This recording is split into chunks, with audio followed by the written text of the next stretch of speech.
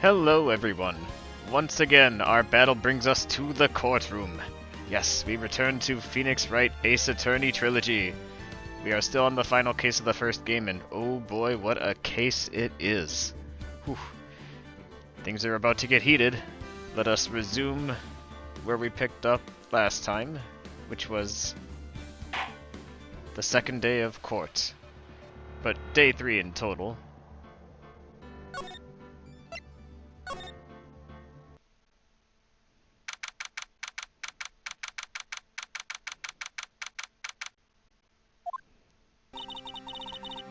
So, what do you think, Mr. Soulstice?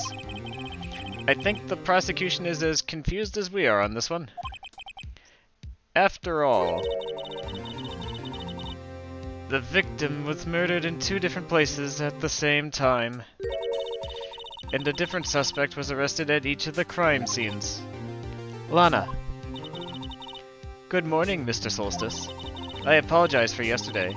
I was indisposed. I hope they didn't hold you too long for questioning. We just finished, actually. I'm used to all-nighters, though. So, how'd it go? It's as Mr. Soulstice suspects. The police are clueless. I figured as much, so I struck a plea bargain. A plea bargain? What do you mean by that? We agreed that if I told them the truth behind this simultaneous murder, that they wouldn't seek capital punishment. That's what I mean, Emma. But Lana, don't tell me you. Much to my regrets, I'm as much in the dark about this as they are. Miss Sky. We've found trace evidence of a certain person in the police department's evidence room. They belong to Officer Jake Marshall. What kind of trace evidence? Blood-stained fingerprints, to be exact. That's the trump card I have up my sleeve today. You do understand what this means, don't you? In order to defend my sister, you're going to accuse Mr. Marshall? We have to play the cards that were dealt. Isn't that right, Miss Sky? Do what you have to do, Mr. Soulstice.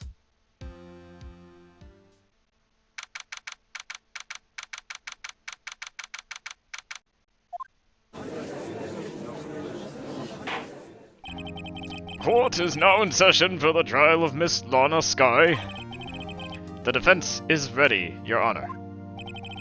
The prosecution is...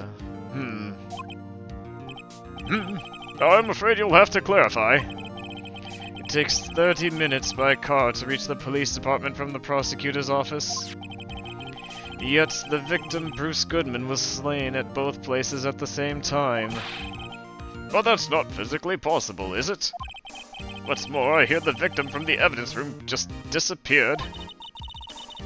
Yes, and the body eventually reappeared in the trunk of Mr. Edgeworth's car. Welcome, the girl in the cave, and your party of 10, to the realm of Ethra's light. May her divine presence guide you towards goodness and strength on your path. Walk with courage and compassion. Welcome, welcome, jurors, and, witnesses to the courtroom. Yes, trial is currently in session. And I am the practicing lawyer of Paladin, and Smite. Welcome, welcome. I hope you guys had a good time playing Lethal Company. How was it?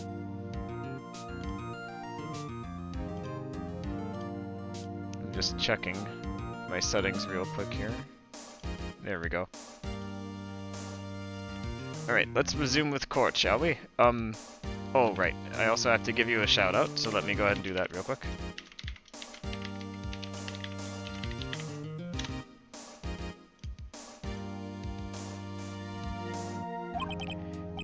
Wow, this is one messed up trial. One of my duties as prosecutor is to present impartial evidence. Today, I will present evidence relating to the murder at the police department. In so doing, I believe the way in which we should proceed will reveal itself. Now that's what sets Mr. Edgeworth apart. He sounds so on top of things, even though he doesn't know what's going on himself. And that's supposed to be an admirable trait? Very well, let the trial resume. On the day of the crime, what exactly transpired at the police department? Mr. Edgeworth, you may call your first witness of the day to the stand. For its first witness, the prosecution calls the suspect of the murder that occurred at the police department. The suspect? You mean the so-called murderer? Oh boy. Things are getting wild from the get-go.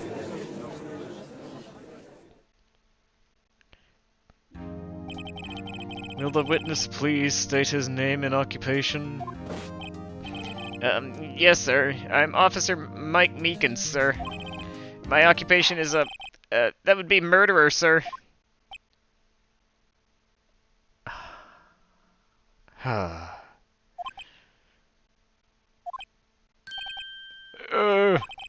So you're telling us you're a professional killer? Sir, it was me, sir. I am the one who did it.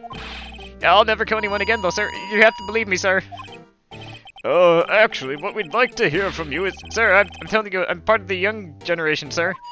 A person whose actions an adult couldn't possibly be comprehended, sir. Please, Mr. Edgeworth, sir, help me. Officer Meekins. Yes, sir. Give us your report of the crime. Consider that in order. Yes, sir, as you wish. After all, I am part of the generation that must be told what to do, sir. You can't fault him for a lack of enthusiasm.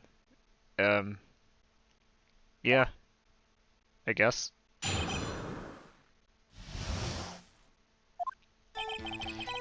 Although it's not my normal duty, I was assigned to guard the evidence room that day.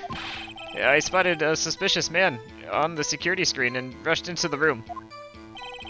I was only doing what I was trained to do, sir. I was suddenly attacked. I fought for my life, and then I did it. After that, I passed out, until another officer smacked me awake. So the victim, Detective Goodman, attacked you? Do unto others before they do unto you. That's the Meekins family motto, sir. I see. Then you fainted and a colleague helped you regain consciousness? Yes, sir. He knocked me upside the head, sir. Very well. The defense may begin its cross-examination. What I need here is more info to work with.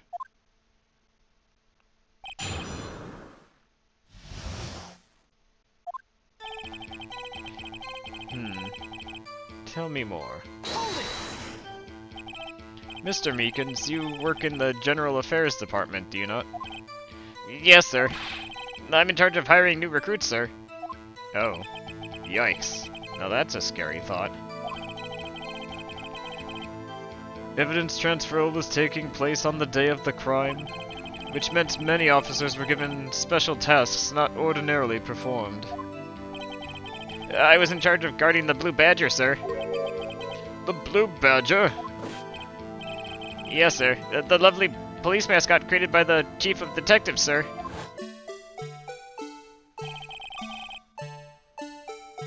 I was to ensure it wasn't broken during the transferal process.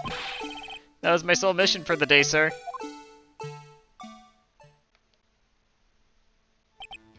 I see. It sounds like a very, important mission.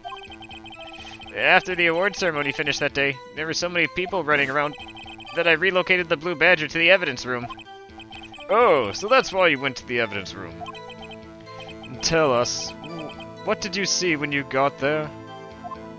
Ooh, nice streak. Keep it going. Awesome, awesome. How's it going, Gaia?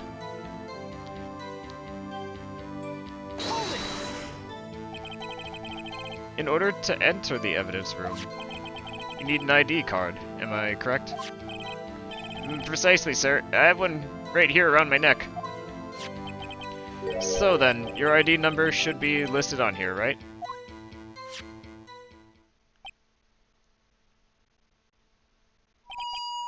There it is. I found it. This one, right here. Could you possibly read us the number? Yes, sir. It's 4989596. That's my number, sir. I see. Huh? But the number 4989596 is shown as being used twice. Please explain, witness. It's no real mystery, sir. The first time is when I relocated the Blue Badger to the evidence room, and the second time is when I went to get him after everything settled down. I see. So it was during that second time when... Yes, sir. That's when I spotted the man on the security screen. Aha.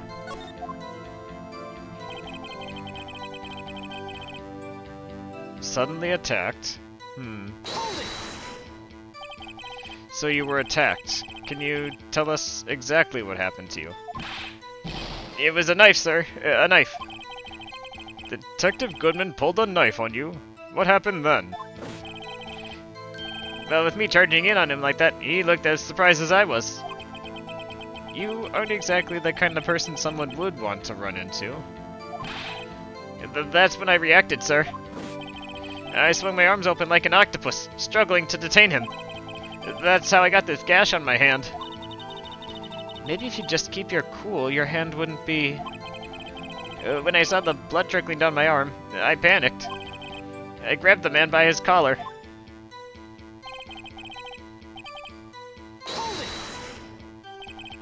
What exactly do you mean by you say...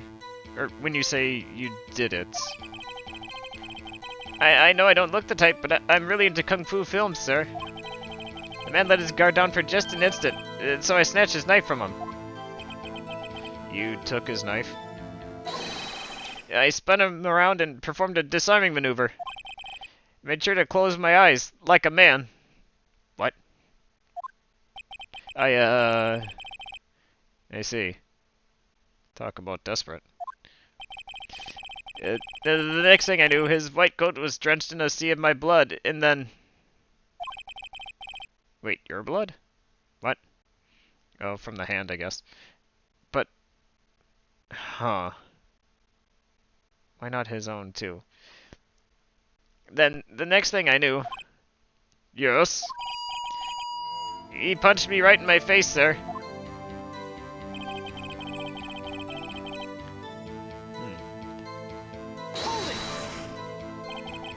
About what time did you regain consciousness? No offense, sir, but how am I supposed to know that? I was unconscious. Right. According to the report from the officer that woke up the witness, it was about 5:30. He hit me right in the head, too. I woke up crying tears of pain. That's nice. That's nice that you recovered, that is. When I came around, though, I made sure to finish my mission, sir. Your mission? Yes, sir. The Blue Badger, sir. I returned to the entrance before things got out of hand. Well, I guess we can all rest easy now. Not. I believe we now have a fairly accurate picture of what happened. Yes, Your Honor. Only one thing remains unclear. Was the man this officer murdered really the victim? He's got a point. Yes, Officer Meekins? With regard to that, sir. Take a look at this. It was sent to my jail cell. Chief Gant delivered it to me just this morning, sir. The Chief? Delivered it? What is that? A videotape? Yes, sir. That's absolutely right, sir. A videotape, sir. It contains footage from the security camera in the evidence room. Objection! What? But I specifically asked if there was such a tape, and I was told it had been mistakenly erased. That's quite a mistake. I just do what I'm told, sir. It's the only thing I'm really good at. Looks like communication with within the police department is as good as ever. Well then, let's have a look. Show us the video of you murdering the victim. Oh, please stop using that word murder, sir. It scares me. A video of a real murder. Just what are we getting ourselves into?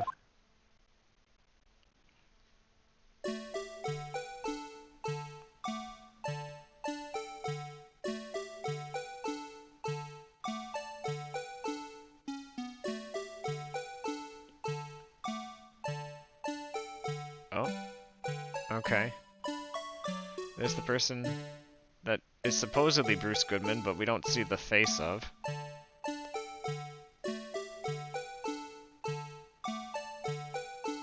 Something falls. Oh.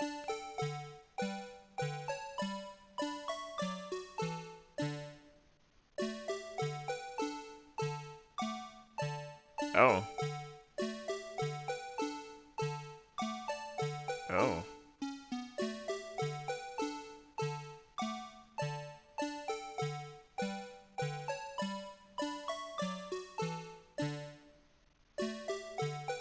Huh.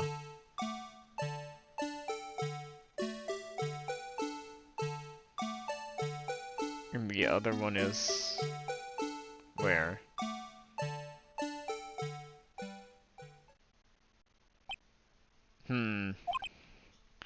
This is, really something.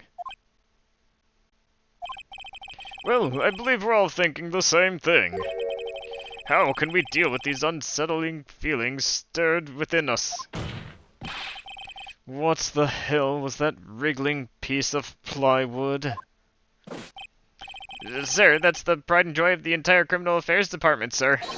It's the Blue Badger, sir. Why am I not surprised this isn't going smoothly? Yes, well, anyway.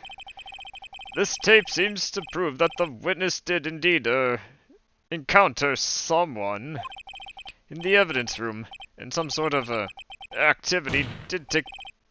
Your Honor, instead of relying on clearly incomplete footage, the witness's testimony ought to suffice. Is that alright with you, Officer Meekins? Yes, sir. As you wish, sir.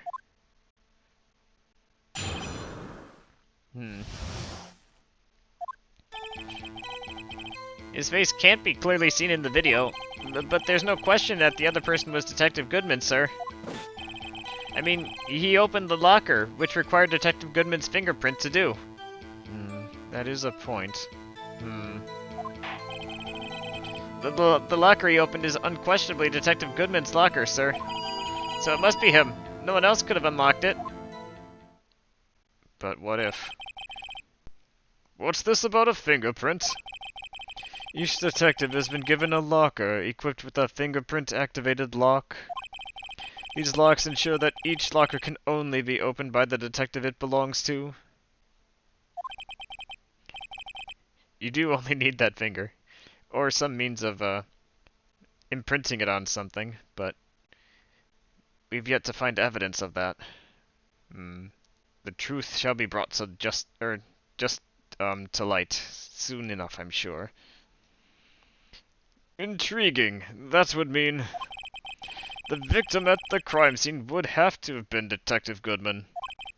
Very well. The defense may begin its cross-examination. Trust me, bro. I don't know where this cross-examination will lead, but everything begins with contradictions. That's where I have to start.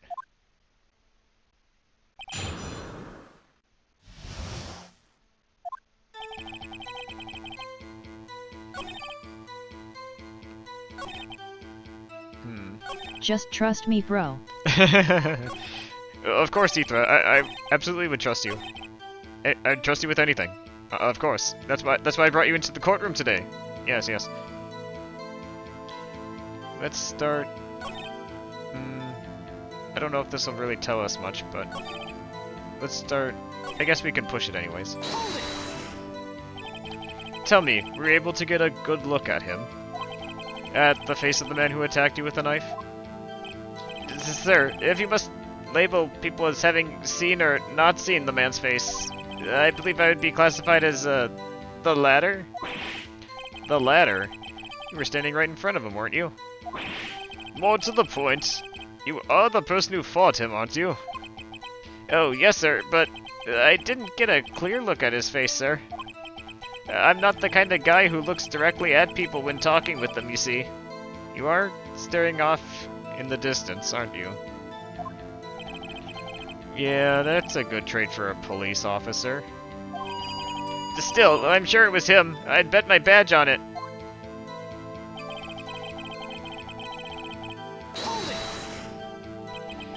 But you don't know that for sure, do you?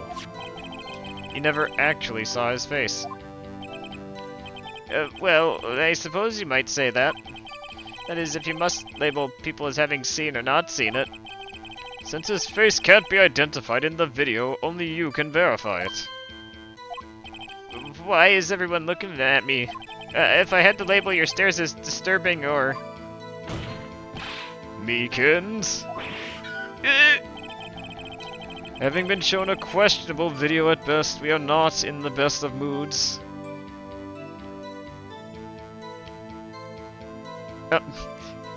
I will never trust it. Oh, just trust it. I've changed my mind. I know what will happen if I go against Ithra. Absolutely. Absolutely. Now please be more certain when you testify. Did you? Yes, sir. You claimed the man who brandished a knife on you was Bruce Goodman. Tell us why you're positive it was him.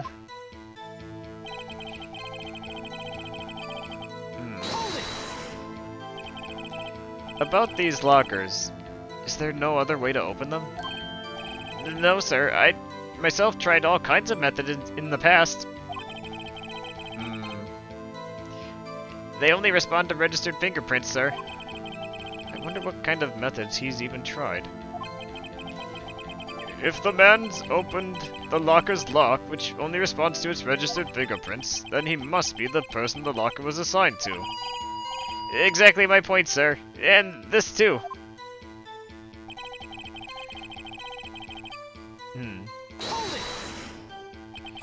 How do you know that information? I've heard rumors, sir. From people in the know, sir. People in the know? The workers in the department cafeteria, sir. They keep me informed. They also listen to my romantic troubles, sir. Better not start talking about that. For the record, the opened locker did indeed belong to Detective Goodman. I verified this information through a more reliable source. So the victim opened the locker with his own fingerprint.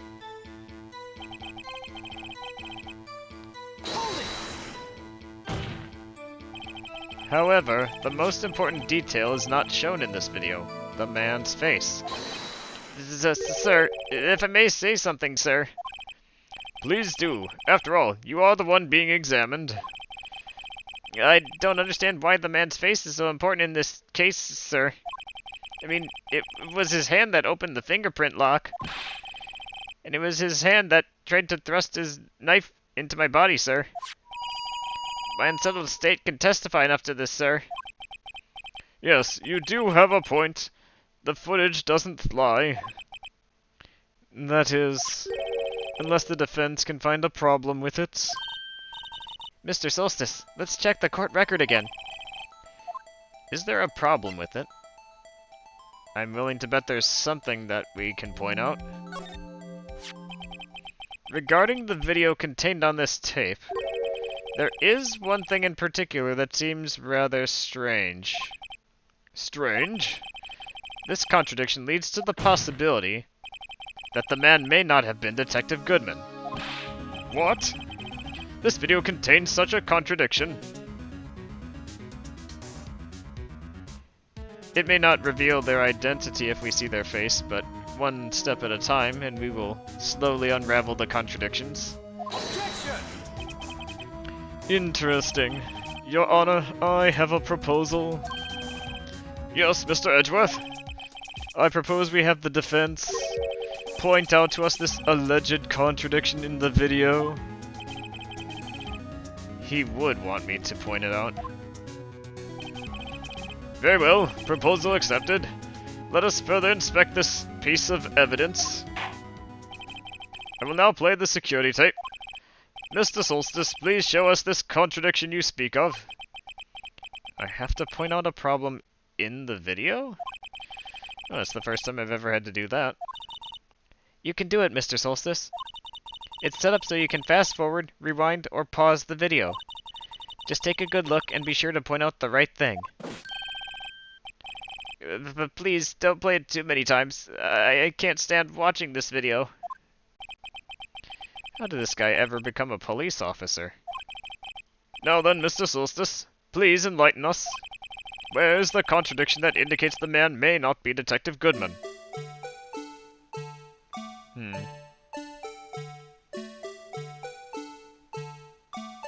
Well, for starters, why is that light on there? Surely if it's shut, it should be off. There was a piece of paper that felt like it was, keeping it open, yeah? That seemed weird. There's the glove that we found at the scene of the crime, presumably. I just want to make sure there's nothing else that we can maybe find.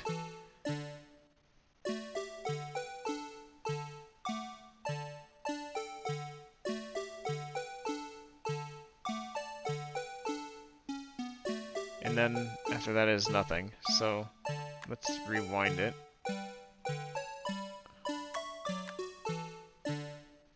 I'm gonna see again the moment he opens it. It does indeed open.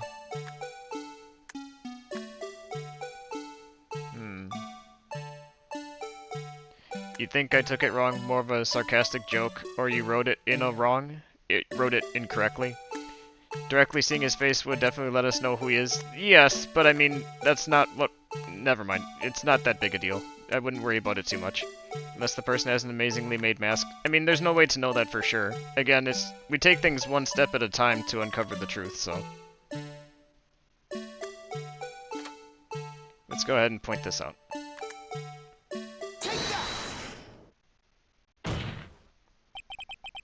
The thing that's strange about this video has got to be this. Officer Meekins. Sir, you mean me, sir? We still don't have the full story yet, but tell me this. As I understand it, the locker apparatus works like this. When you grab the handle, a sensor reads your fingerprint. If it's a match, the light turns on and the lock is released. According to my very limited experience, that's the way I understand it, sir. If so, then something is seriously wrong with this picture.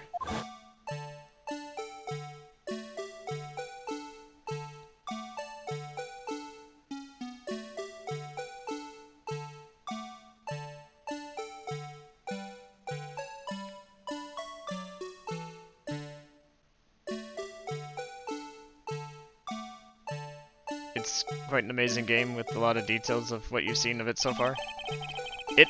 Man, I can only imagine being someone that writes the script for the game. I mean, not just the dialogue with the characters, but the actual murder scenarios. That is a skill in and of itself, which I cannot imagine doing. When the victim reaches for the handle to open the locker, let's rewind a little earlier, shall we? Or to a little earlier.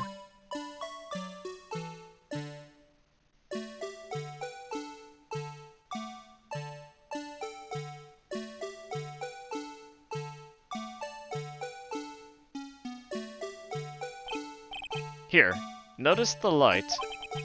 What's this? It's already lit! Precisely my point, Your Honor. The locker was already open before the victim grabbed the handle.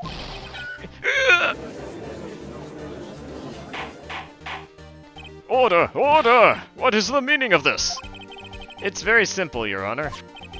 The locker wasn't locked on the day of the crime. But the locker locks are controlled by an electronic system. When a door is shut, a sensor is triggered, and the locker is automatically locked. Oh, I know, it must have been broken down. Of course, I'm not an expert in this. That's not likely, Your Honor. The sensor would detect and report any malfunction. Oh well, it just goes to show novices should keep their mouths shut. So then, Mr. Soulstice, do you have an explanation? Me, Your Honor? Yes, why wasn't the locker locked? Again, me? Your Honor? Yes, well, you see, this isn't exactly my field. What do you think, Miss Scientific Investigator? Huh? Oh, maybe something like jammed the system's sensor? Yeah, like the glove. Something jammed the sensor? Say, there's something else in that seems out of place in this video. Yeah, I thought so too. There's got to be another clue somewhere in this footage. Very well, let's inspect the video once more. The locker wasn't locked. Mr. Soulstice, please point out the contradiction. Oh, with pleasure, Your Honor. Let's go ahead and fast forward it.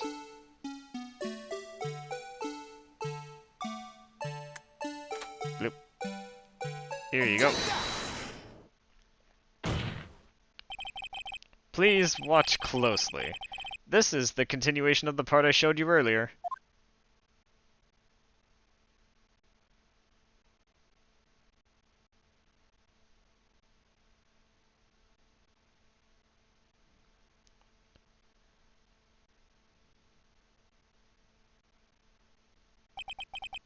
What's this?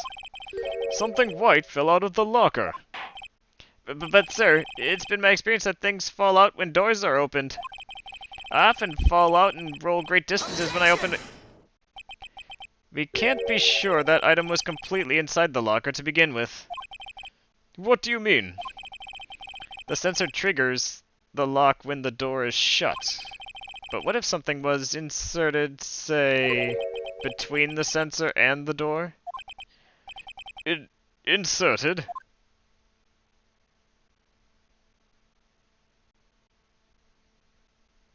Gloves can be fairly thin, I would think.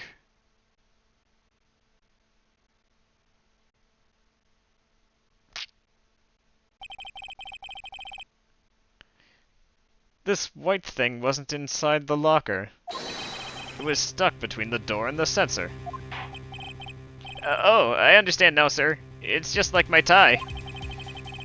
2 out of 3 times it gets stuck in the door when I get out of my patrol vehicle, sir. Instead of the door closing, my tie chokes me. But the object would have to be extremely thin to fit in the door. Not only that, it would have to block electrical currents. It would need to be an insulator. Yes, an insulator. But at the crime scene, there just might have been something that fits the description. But sir, by insulator, you don't mean... Well, I think I finally got this figured out. Very well. Will the defense please present the relevant evidence? What was this insulator that was stuck in the locker door? A rubber glove. Extremely thin, per the description.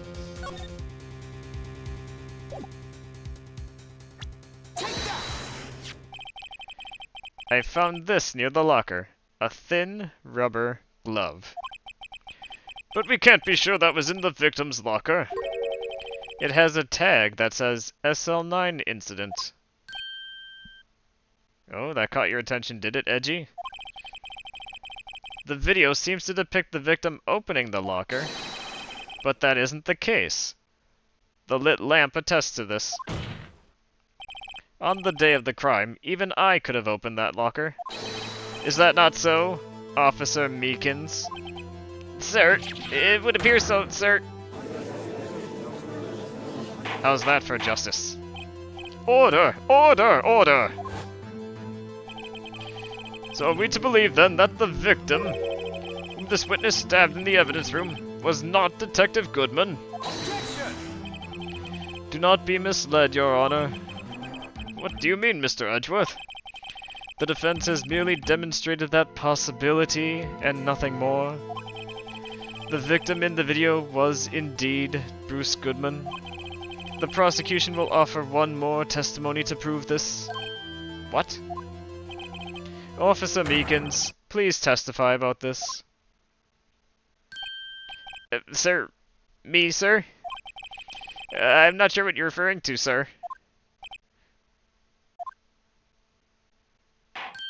Oh, you mean that, sir? Of course, sir.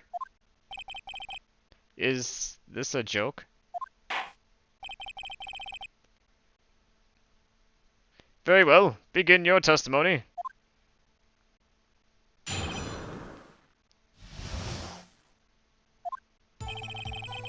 There's one other thing that proves this man was Detective Goodman, sir. To enter the evidence room, one must use their ID card. When an ID card is used, there's a record of it. At the time of the crime, the detective had used his card. An ID card record? I see. I have the ID card record right here, Your Honor.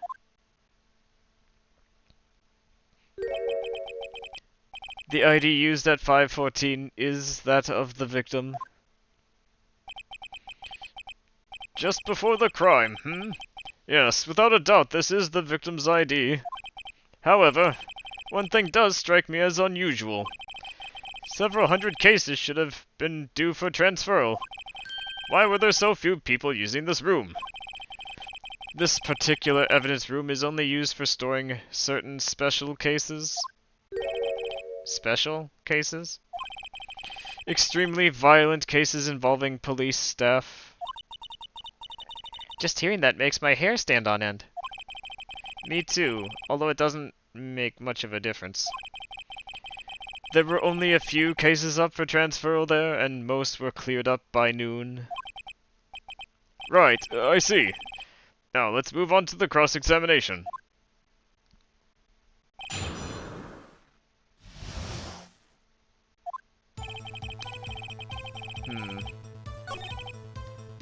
Okay.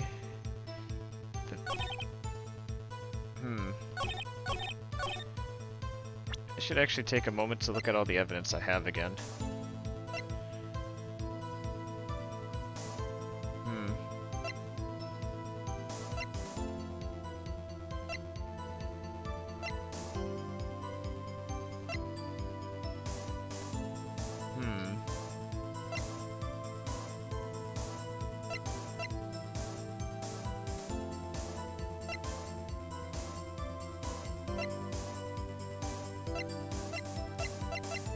Okay.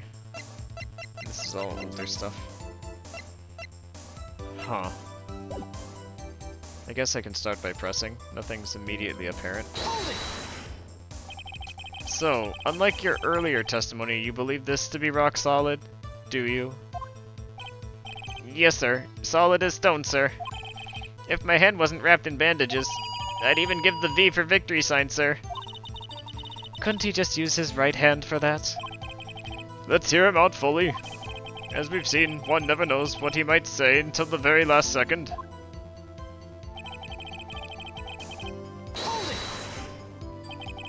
And is that card hanging from your neck one of those ID cards? Yes, sir. This card right next to my cuffs, sir. I keep it here so I won't ever forget it. But what if someone were to steal it from you, keeping it out in the open like that? Maybe I shouldn't wear it around my neck. Remember when I said 2 out of 3 times my tie gets stuck when I get out of my car? Well, the remaining time it's my ID card that gets stuck. Instead of the... Oh, I didn't realize that he'd talk without me being able to proceed with the text. Maybe I should just leave this one alone. At any rate, each police officer has only one ID card. Both the police department and the prosecutor's office can attest to this. Please proceed with your testimony.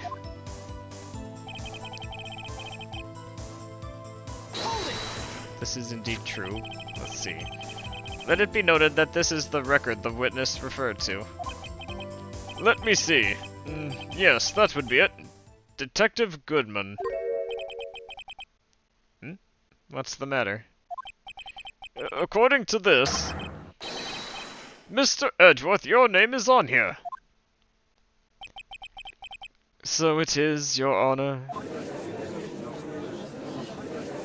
Not that prosecutor again. Hey, maybe he's the one behind all this. Being a prosecutor, he could hide the evidence.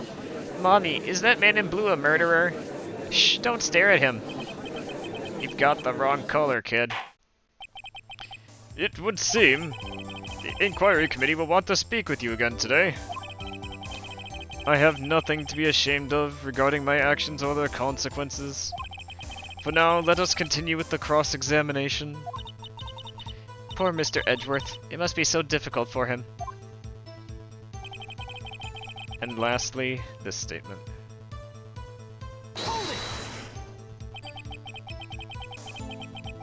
Earlier, I believe you testified that when you asked the man to show his ID card, he pulled a knife on you. Yes, sir. He didn't show me any ID card, sir.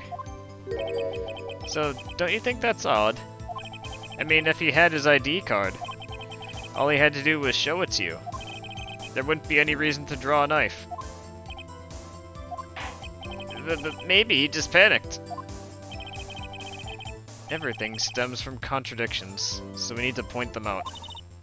Mr. Soulstice, what do you think? I'm confused. What? The problem with this ID card testimony is far too obvious. It's not like Edgeworth to miss something like this.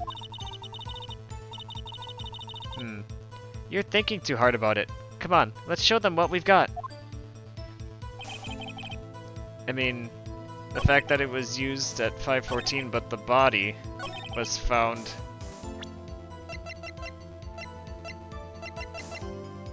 Let's see. Autopsy, between 4. Probably died earlier then, and then his body ended up... yeah, because that can't be Goodman. It absolutely cannot be.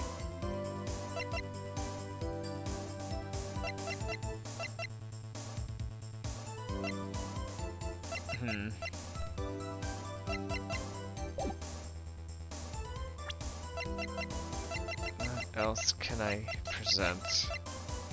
Just curious.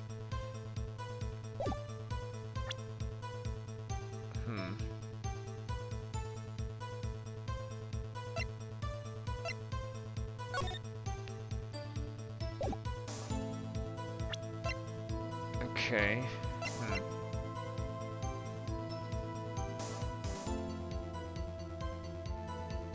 I wonder when we'll get to the point that we have to point out that Marshall's fingerprints got on there.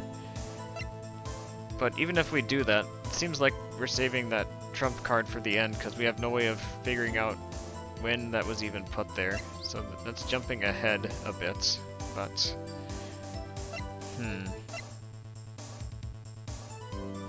The jar doesn't seem all that helpful here.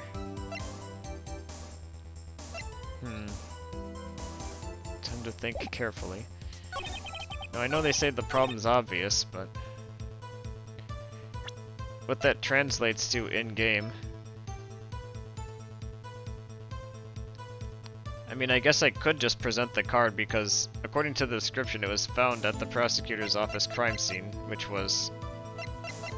The crime scene itself was later, but I don't know if that really...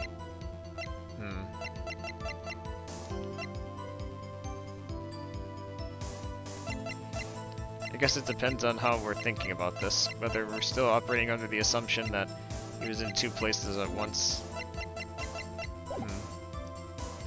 There's one other thing that proves that it was Detective Goodman. To enter the evidence room. Okay, I can't refute that. This isn't like the locker situation where there was something in between. And there's an ID card record. There's a record of it, and then the time of the crime. I mean, at the time of the crime. 5:14. But... so maybe... no, because the autopsy report says between 4 PM and 5:30. Between 4 and 5:30.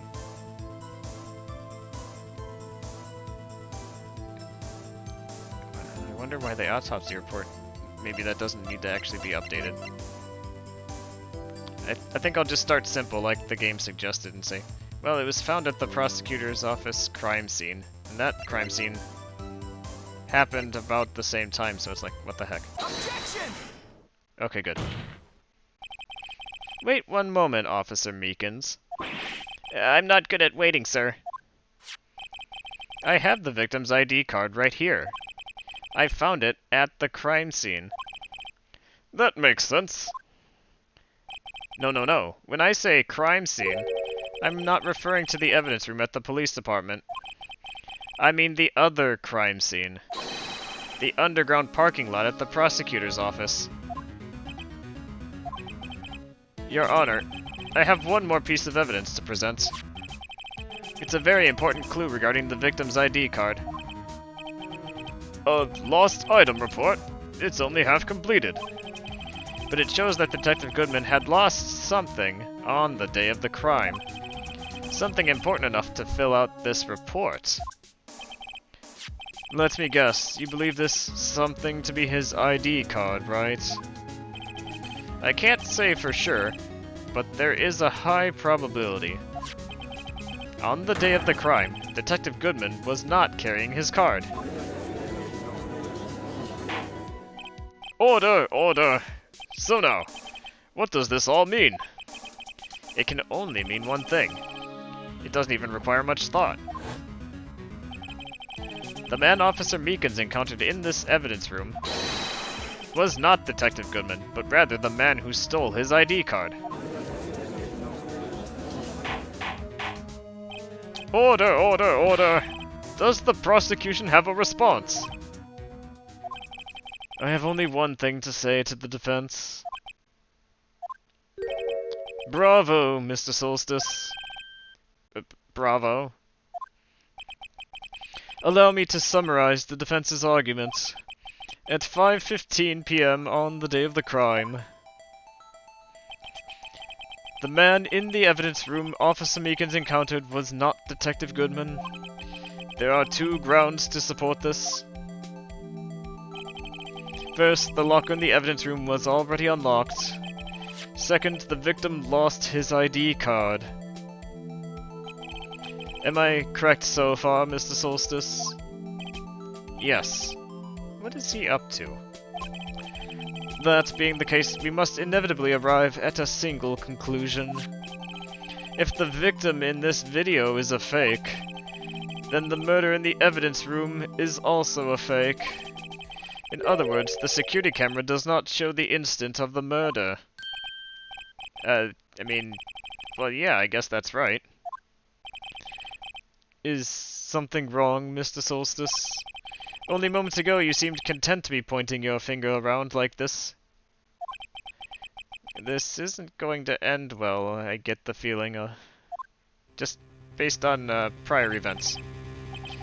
Well, it would seem you've finally realized exactly what you've gone to such lengths to prove. Explain yourself, Mr. Edgeworth. The defense has already done the explaining for me. The victim in this video is a fake, which means a murder did not take place at the police department at 5:15 on the day of the crime. So the real crime could have only taken place at one location. The underground parking lot at the prosecutor's office. The murderer being Miss Lana Skye, the defendant. The evidence is compelling. A trustworthy witness observed the moment the defendant used the murder weapon.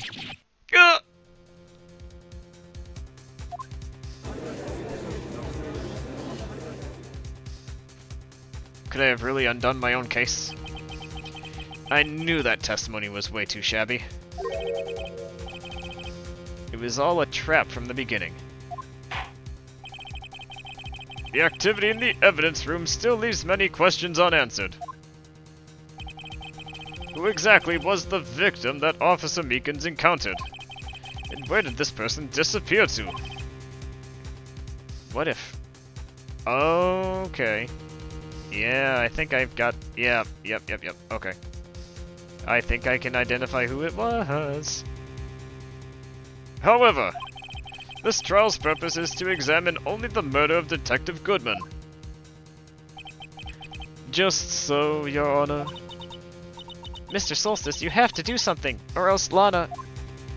Oh, I have to. What do I do? How do I get myself out of this? Yes, this series isn't known as the... Yeah, this isn't the Turnabout series of games for nothing. Turnabouts abound everywhere. I must object. Objection! Just one moment, Your Honor. What now, Mr. Soulstice? Don't tell me you're objecting to what you've just proven. No, No, of course I'm not. I know what I said. But I almost walked right into the prosecution's trap. What are you talking about? This cross-examination has proven one thing, and one thing only. That the security video did not show the actual murder. Indeed, let's not jump the gun here.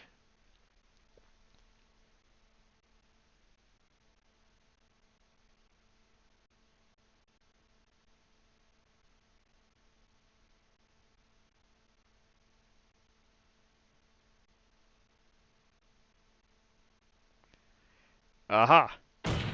I just noticed something else, I think. However, it cannot be said that it is unrelated to the murder in the parking lot.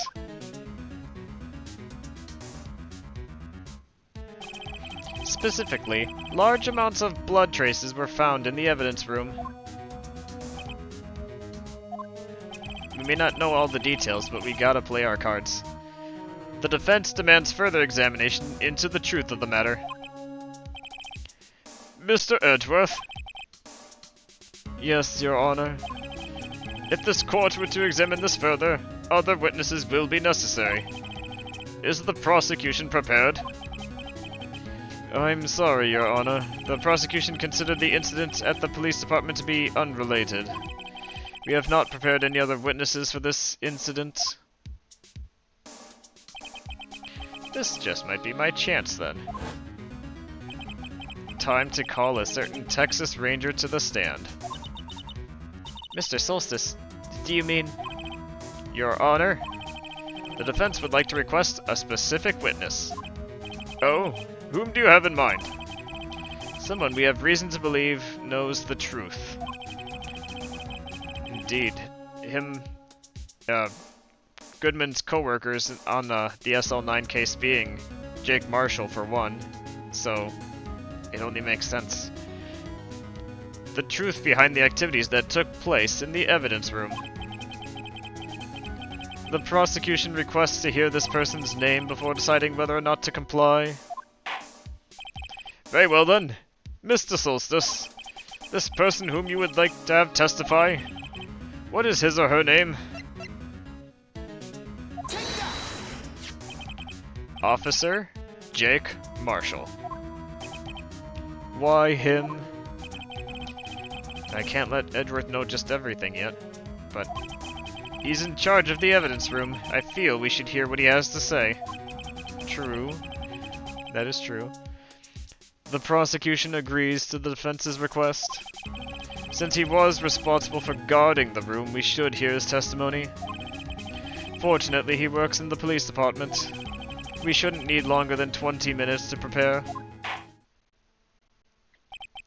Very well. The court will take a 30-minute recess while the witness is subpoenaed. Will the prosecution please prepare the witness during this time? We will, Your Honor. Court is now in recess. Excellent. Now that court is in recess, let's take a quick stretch and water break. Ugh. I think you're misunderstanding here. I'm just playing along.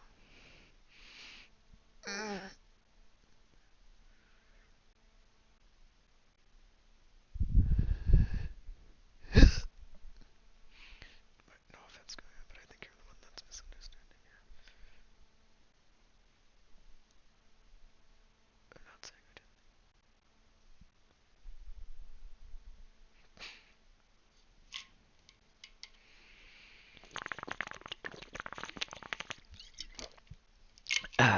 There we go.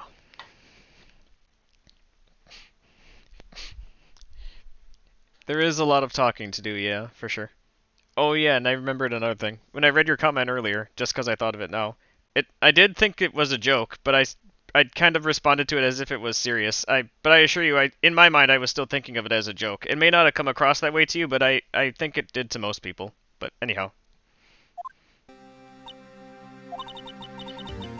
There's no stopping you, is there, Mr. Solstice? Huh? What do you mean? You called for Jake Marshall. It seems you've figured everything out. I haven't figured out anything yet. Lana, you're the one who knows everything. Emma.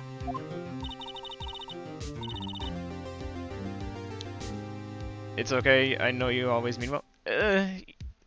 Yeah, I mean, I do mean well. It's not that I didn't, it's not whether I meant well or not well. I think that whether it was a joke or not was misunderstood. But, yeah, don't worry about it too much. You always know everything. Why don't you just tell us? Mr. Solstice is trying his hardest to protect you. I don't recall ever asking for his protection. How can you be so cold? Don't you trust us? Don't you trust me? I hope I'm not interrupting anything, pals. Oh, I guess I am. I'll come back later. Wait, Detective Gumshoe. What is it? You got a lot of nerve, pal. Making a detective run around all day while on duty. And to top it off, you call me here? I've seen happier people at funerals, for Christ's sake.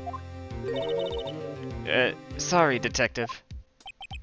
Yeah, you better be, pal. Hey! Hey! Hey! Hey! Hey! I didn't see you there, Chief Prosecuted Sky. That's okay. So, have you brought what I asked? Oh.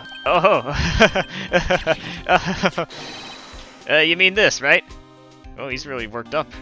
Just what on earth could he have found? My apologies, Detective. Due to my present circumstances, I was forced to use Mr. Solstice's name when making my request. Wait, what did you do? My name? Never in a million years would I have thought it was you who asked me. Could I bother you to bring me the SL9 incident files? Yeah, I'll need them by noon. Talk about crazy. The SL9 incident? But Lana, that's... I thought Mr. Solstice might need them, so I had them brought here. Here, you might do well to read them. I very might well do reading them, yes.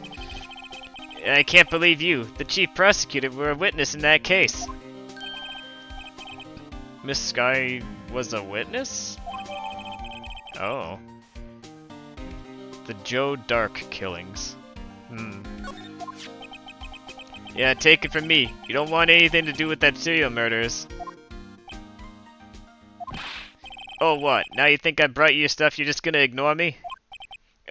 Emma, but why? Why is your name in here? What? My name is in there? I don't know. Unless... No, it couldn't be. Lana, this SO9 incident, is that... What on earth happened? That's the classification number the police filed it under. 2 years ago, the rest of the world knew it as the Joe Dark killings. The Joe Dark? No, Lana. That's over with. No! Oh crap. Emma, wait! She ran away.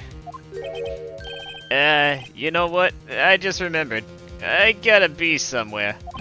Sorry, pal. I'm out of here. Jake Marshall, Angel Starr, Damon Gant, Miles Edgeworth, not to mention Lana and Emma. Everyone involved in this case is connected to those killings 2 years ago. This can't be just a coincidence. Knowing you, you just might be able to figure it out. Time to get back to the trial, Mr. Soulstice. Best of luck. I'd better take a good look at this file. I guess that's what I'll be spending the rest of my court recess doing. Let's go ahead and do that. And save. That is... It's almost as if it was physically thrown at our head. It's like, that came out of nowhere. All this information all at once. It is, a lot in many ways, yes.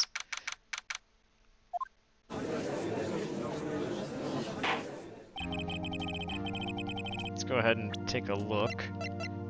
Here we go. So, the files. There are 4 pages. Incident number SL9, closed. The perpetrator, Joe Dark. Crime, serial murder, sentence, death. We have 6 victims so far. Edward Jones, Jason Knight, Edith Kirby, Rachel Moss, Jeb Bates, Neil Marshall, possibly a relation to Jake. Trial data, head prosecutor is Miles Edgeworth, witnesses are Lana and Emma Skye. Investigation Task Force. Executive investigators are Damon Gantz and Lana Skye. And then head investigator was Bruce Goodman, but also Jake Marshall and Angel Starr. Got it. The court will now reconvene for the trial of Miss Lana Skye. Emma didn't come back. It must be quite traumatic. Allow me to call the next witness to the stand. The officer in charge of guarding the evidence room on the day of the crime.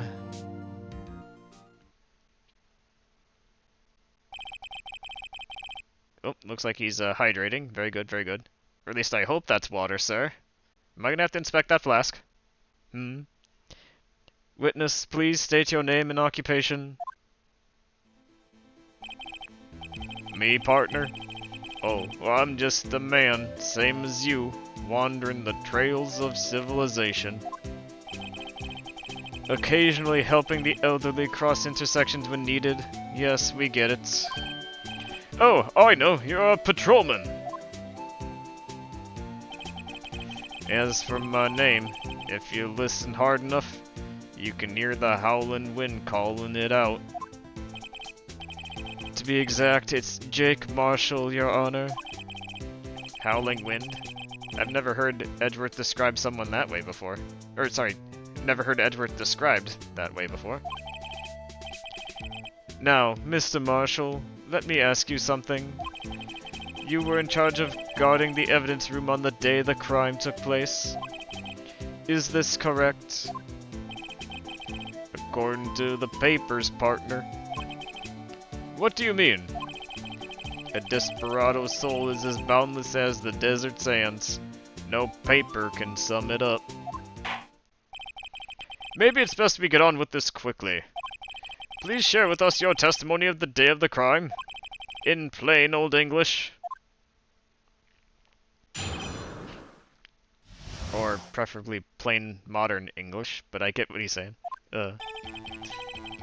My job was to keep a wary eye on the bone orchard.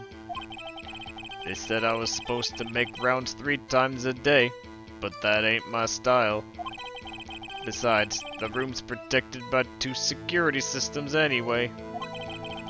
If I remember right, I was at a street-side saloon at the time it went down. I'm just an innocent traveling man, so if you're out of ammo, it's time I hit the trail. Let's, we need to translate that into regular lingo, so definitely a lot of pushing to do. I can't say I particularly care for your attitude. I can't say I care for your beard, but you don't see me complaining. Wait a minute. What do you mean by 2 security systems? I mean the security cameras and the ID card reader. I reckon even a cowpoke like you knows about those. Yes, well, about the fingerprint-activated locks on the evidence lockers? Fingerprint-activated locks? What kind of newfangled doohickeys are those? He's not being very helpful. He's not that good with machines or with following orders. Hence why he's left in the evidence room. I can't say I can't agree. Right? And I can't believe he wasn't held in contempt in some way. This is in some ways, a very flexible judge. Everyone's got their weaknesses. Now don't they, Mr. Prosecutor? This one seems like trouble. Oh, now he's responding. Okay, Mr. Soulstice, he's all yours. Don't let him get away with insulting my beard. I'm kidding. My job was... Oh, I already read that. So, let's push and translate that, shall we? How exactly do you keep an eye on the evidence room? I just made sure nothing moved in the security camera monitor. That room's so still. Even time dies in there. I was just a caretaker who interred the recordings. You interred them? Videos of nothing aren't that useful. When the time would come, I'd erase the tape. If nothing unusual is recorded, tapes are to be erased every 6 hours. Each time I'd erase the tape, it felt like I was erasing a part of my life. This guy has a flair for the dramatic, but it's not gonna do him any good. So in actuality, you don't physically enter the evidence room.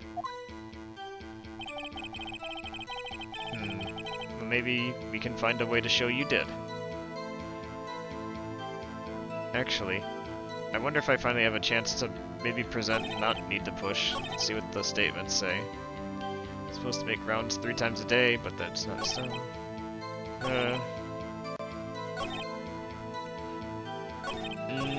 I guess I'll push, just to be safe. But you made your rounds on the day of the crime, right? Ain't you heard a word that I said, partner? I told you that it ain't my style. I'm afraid I don't understand. No desperado I know lets rules get in his way. No desperados that I know join the police force. So, Officer Marshall, on the day of the crime, just between you and me, I didn't set foot in the evidence room that day. There was a rubber glove stuck in the victim's locker. Do you know anything about that? Sorry, partner. Can't say I do. Haven't been in that crypt in weeks. How does this guy avoid being fired?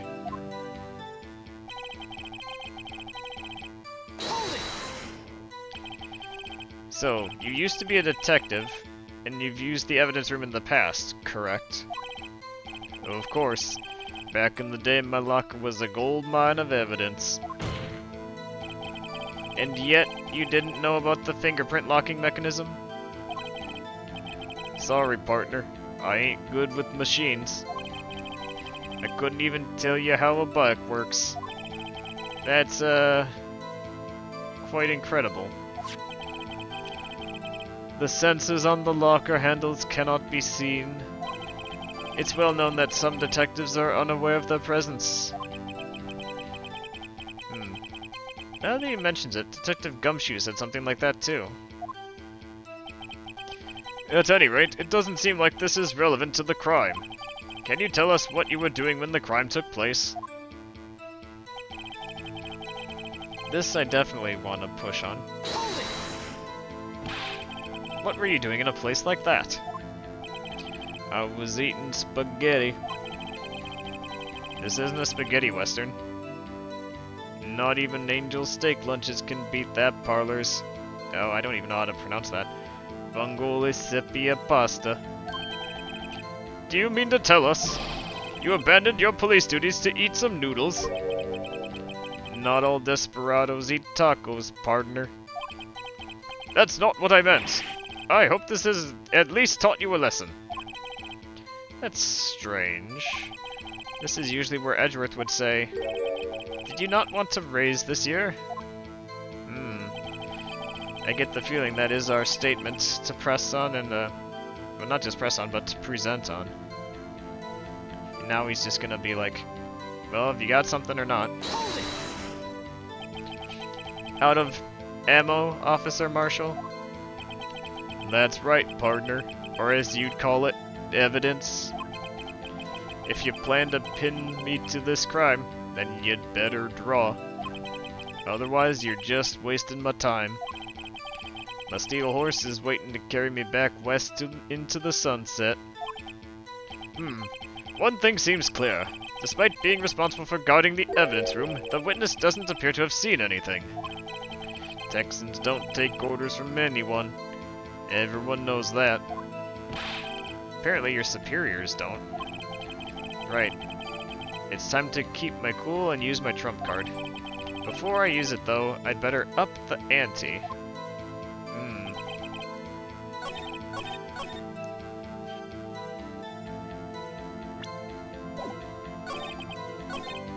Right, so we know it's this statement, and then... I mean... I kinda have to present this, don't I? Objection! Officer Marshal, doesn't it strike you as odd? Objection! Spaghetti and noodles are not the same, Your Honor. But then why is it called a spaghetti western? Oh, I'm just kidding. Kidding. The hypotheticals. Oh, I love it. For the longest time, I didn't know why they were called spaghetti westerns myself, but I think that's just a little nod to spaghetti westerns mentioned in there, yeah.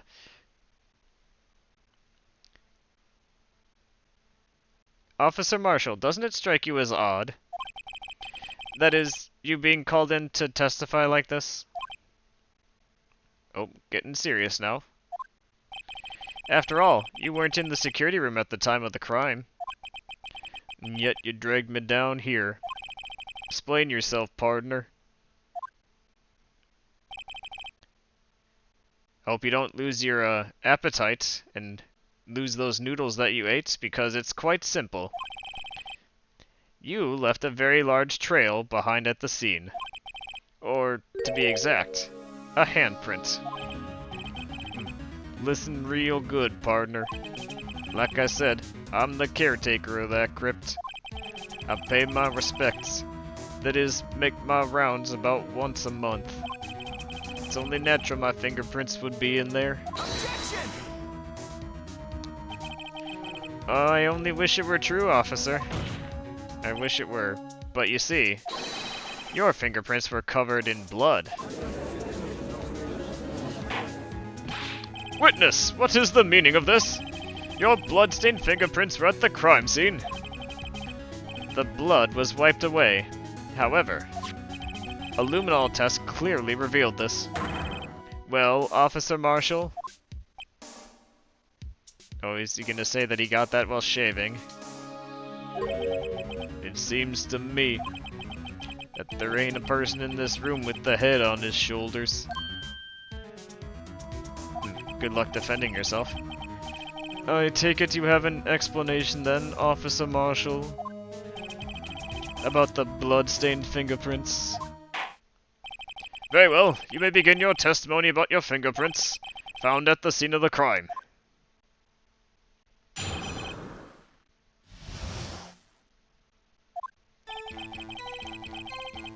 Like I said, it's only natural for my fingerprints to be in that evidence room. One of them just happened to be at the same place as the blood-stained handprint. The murderer touched the locker where my fingerprint was by chance. The bloodstain and the fingerprint are completely unrelated. Or didn't you know that the murderer was wearing gloves? See, I had nothing to do with it. Was the murderer wearing gloves? They found a glove. The witness's explanation appears valid, although there's room for doubt. Life wouldn't be fun without any doubt, partner.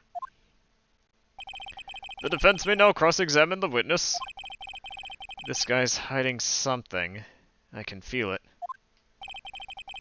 Now's my chance to prove it.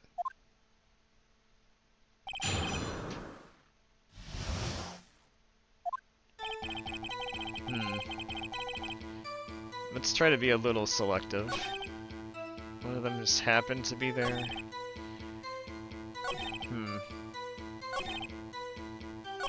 These last two seem especially important to me. Unrelated. They're as different as night and day. Kinda like cereal and cereal. One's got to do with breakfast, while the other's a type of murder. He's right. Although seemingly alike, they're totally different. I don't see what homonyms have to do with this, Your Honor.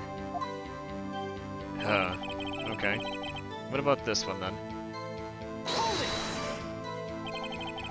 And how do you know that? I may be a loner, but I still do my job. I keep up on the reports. There was a blood stain at the crime scene, thought to be left by the murderer. That's right. It was found on Detective Gumshoe's locker. However, no fingerprints were detected on that handprint. Yeah, I think we tried that too.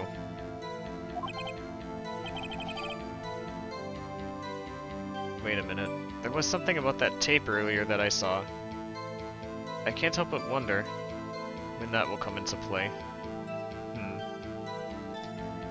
So that would mean the murderer, wearing gloves, happened to place their hand on top of Officer Marshall's fingerprint. That's the only logical conclusion. I can't let him squirm out of this one. I've got to find something. Something decisive that ties Officer Marshall to the crime scene. I'm just curious.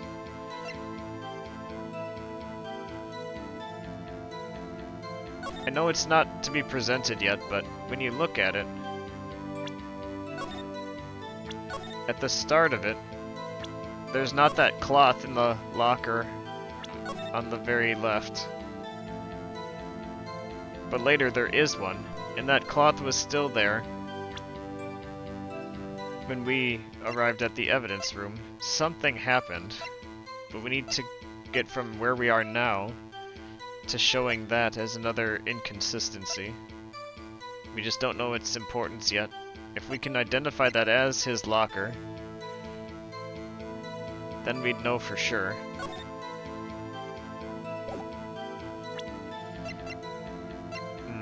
But first, I guess we can press for more info. That's because you, how do you put it? Pay your respects once a month? Yep, that's right. That, and one more thing. That locker happens to be mine. Oh, good. What? What do you mean? I mean what I said. Well, I dare say we're getting the piece that we need. If it was supposedly only openable by him, we saw something in there afterwards. It's almost like the flashback is telling us something. That's the locker I used when I was a detective. The locker I still use. All that's in there now, though, is a heap of broken dreams. I see. It'd be strange if my prints weren't all over that locker. Apparently his fingerprint data was never removed from the locker's programming. Well, he must have been using the fingerprint lock all this time without ever knowing it. Aha! It was worth pushing. Very good. Are you starting to get the picture, partner? The picture. The seal of blood. In the desert, it's just food for the buzzards. There's only one reality, and that's this. Oh, I'm glad you brought it up, Marshall. The instrument of your downfall. The security tape. As long as my trail isn't in there, you can't say otherwise. Oh, but I can, and I will. This isn't getting us anywhere, Mr. Soulstice. Please consider carefully where you're going with this cross-examination. Yes, Your Honor. Now then, continue your testimony, Officer Marshall. Well, that was a very telling, that was definitely very telling, but,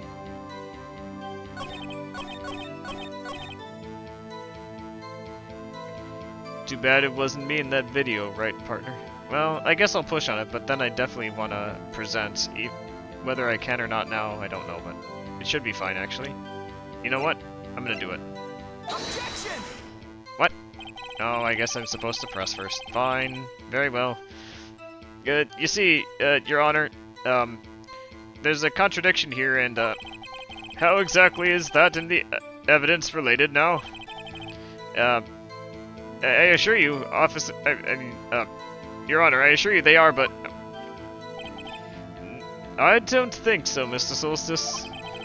Please think the facts over before making accusations. Oh. Well, I'll have to try that again. Hold it! Just what do you mean by that? You want to tie me to this crime, ain't that right, partner? If so, that video is the only direct evidence you have. Objection! But that video is next to useless. It's full of blind spots. Blind spots? Places you can't see. The camera's panning back and forth. The floor isn't shown. If someone was familiar with the camera's position, they could leave the room without being caught on tape. And who'd be familiar with the camera's positioning? The guard? Objection! We don't have time for your speculations, Mr. Soulstice. Well, Mr. Soulstice, if you can show us evidence in this video that indicates Officer Marshall was present, please do so now. Oh, I absolutely will. That's what I wanted to do this whole time. Very well. Allow me to point out your mistake, Officer Marshall. Tread carefully, Mr. Soulstice, or you might wind up being the one that makes the mistake. Now then, let's have another look at the video. Show us this incriminating evidence of the witness, Officer Jake Marshall.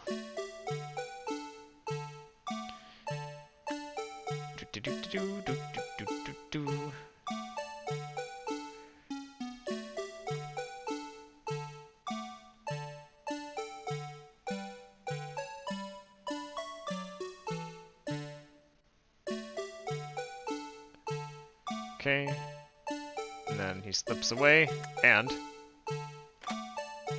this. What is this doing here? Take that! Well, bringing our attention back to the security camera is a mistake I'm afraid you'll soon not forget, Officer Marshall. The days are short in Texas, and so are our tempers. Could you sum up what you have to say in 8 words or less? You were in the crime scene, sir.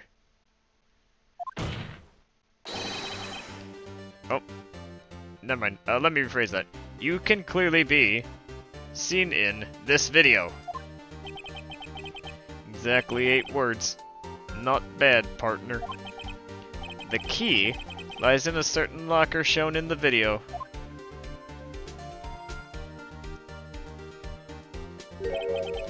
That locker with the white cloth sticking out. That was the witnesses, I believe. Now then, let's rewind the video a bit.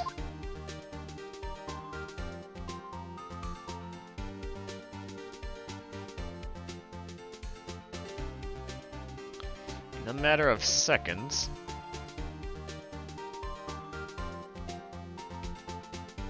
there. Oh, that white cloth. It's gone. What's the meaning of this, Officer Marshall? When the crime took place, the white cloth wasn't there. Then it suddenly appeared.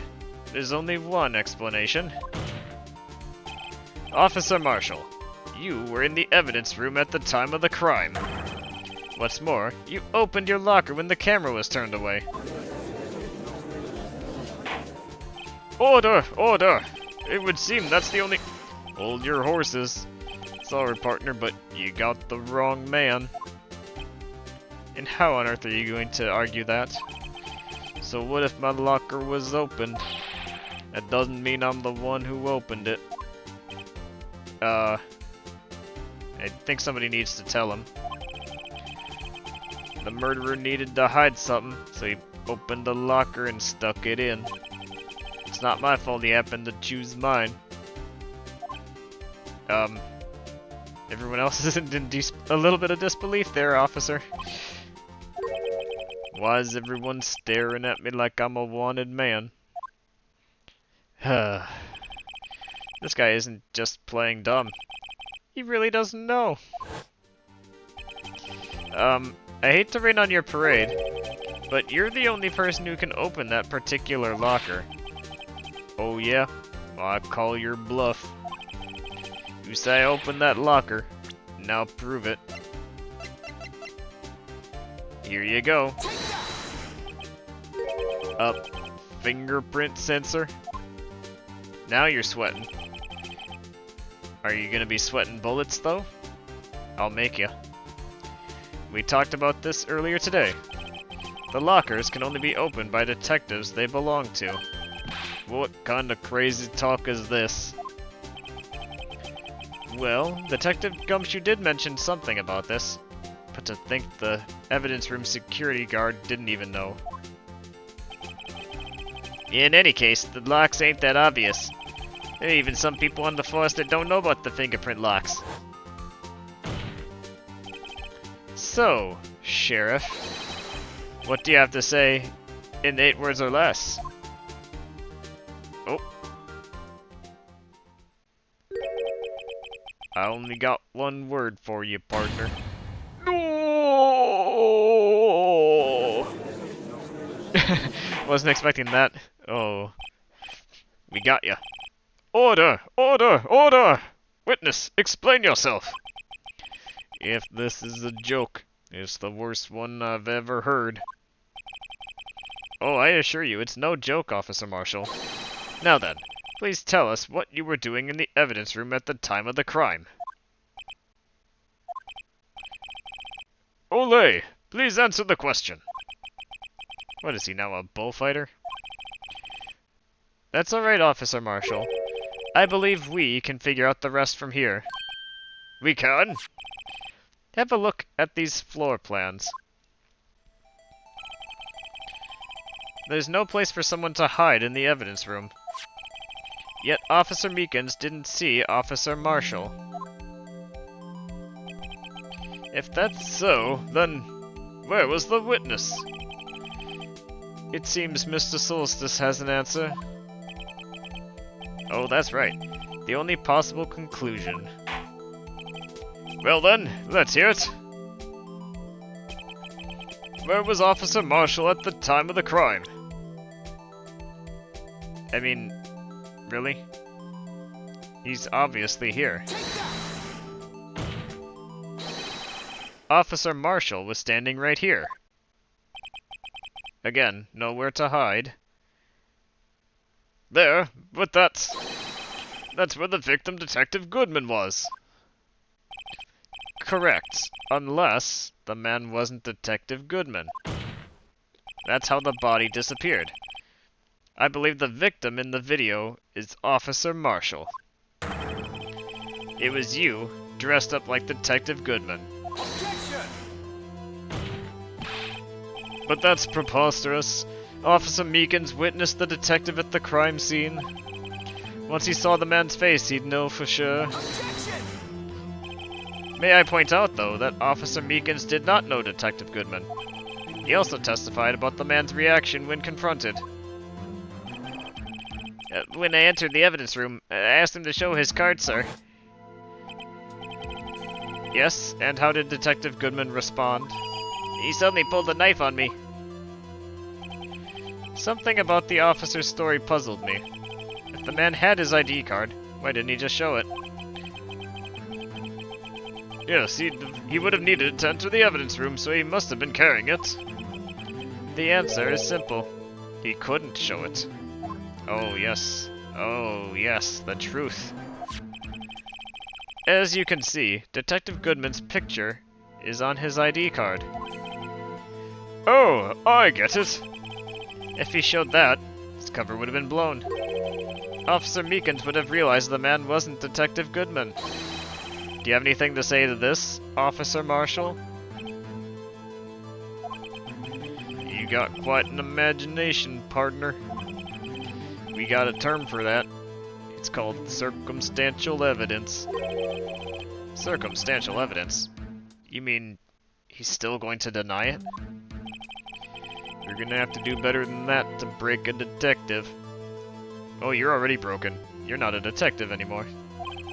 Unless you have hard evidence proving I dressed up as the victim. I can't say I particularly care for your uncooperative disposition. I can't say I care for your beard, but you don't see me complaining. Oh, that old defense. Yes. Well, Mr. Soulstice, do you have any evidence proving beyond a shadow of a doubt that Officer Marshall dressed up as the victim? Well, who am I kidding? I don't have anything like that. I can see the fear in your eyes, partner. Seems you're the one who couldn't take the desert heat. Ugh. This can't be happening. It's so obvious he's the one. Just what can I do?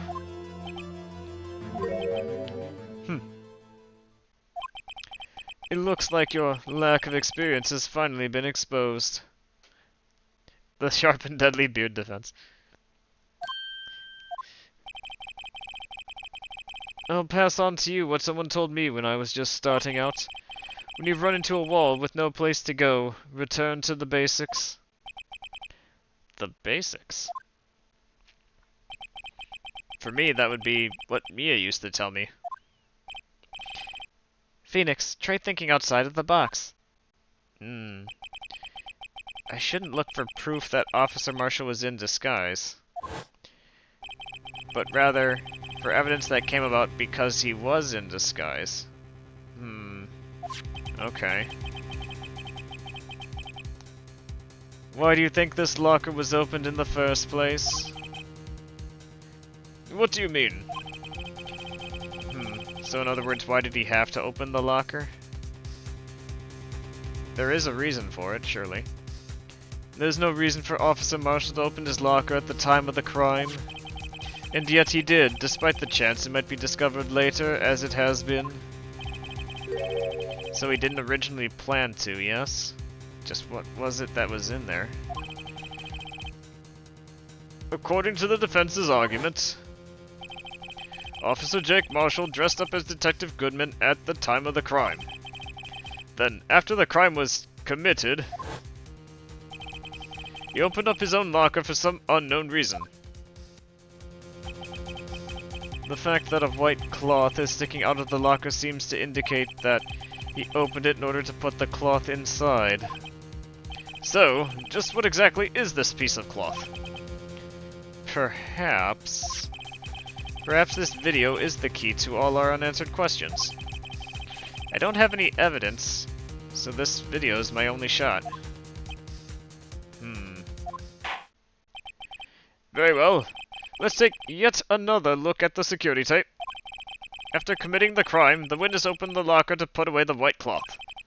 Please show us why the witness had to open his locker. My best guess would be... My best guess...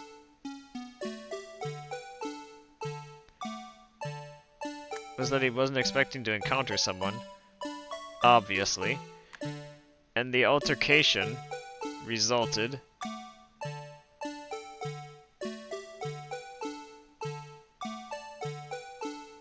Yes, it was that moment.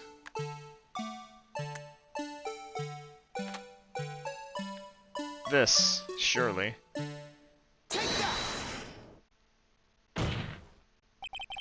For some reason, you disguised yourself as Detective Goodman and entered the evidence room, though I don't know to what end. Yet.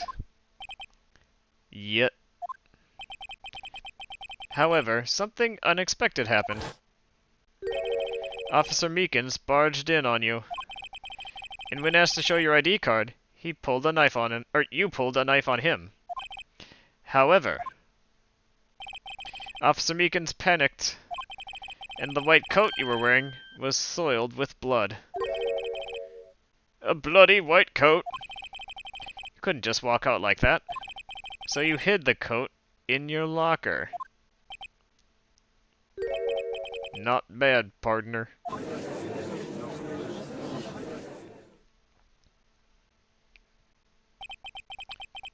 Now then, Officer Marshall, are you ready to tell us the truth? Looks like I underestimated y'all. I hope you're happy now, Mr. Edgeworth.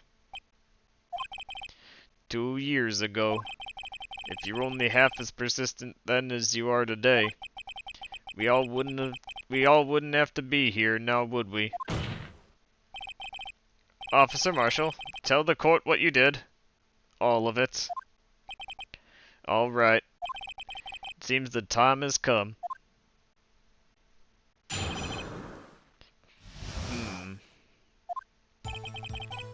I had to do it that day. I just couldn't stand by and let it die. I stole the detective's ID and dressed like him. I planned to take out the evidence. I wasn't expecting Officer Meekins. I knocked him out and managed to escape. I knew which areas wouldn't be caught on the camera. There wasn't any murder in the evidence room at 5:15. So, the supposed victim really was you. But there's one thing I still don't understand.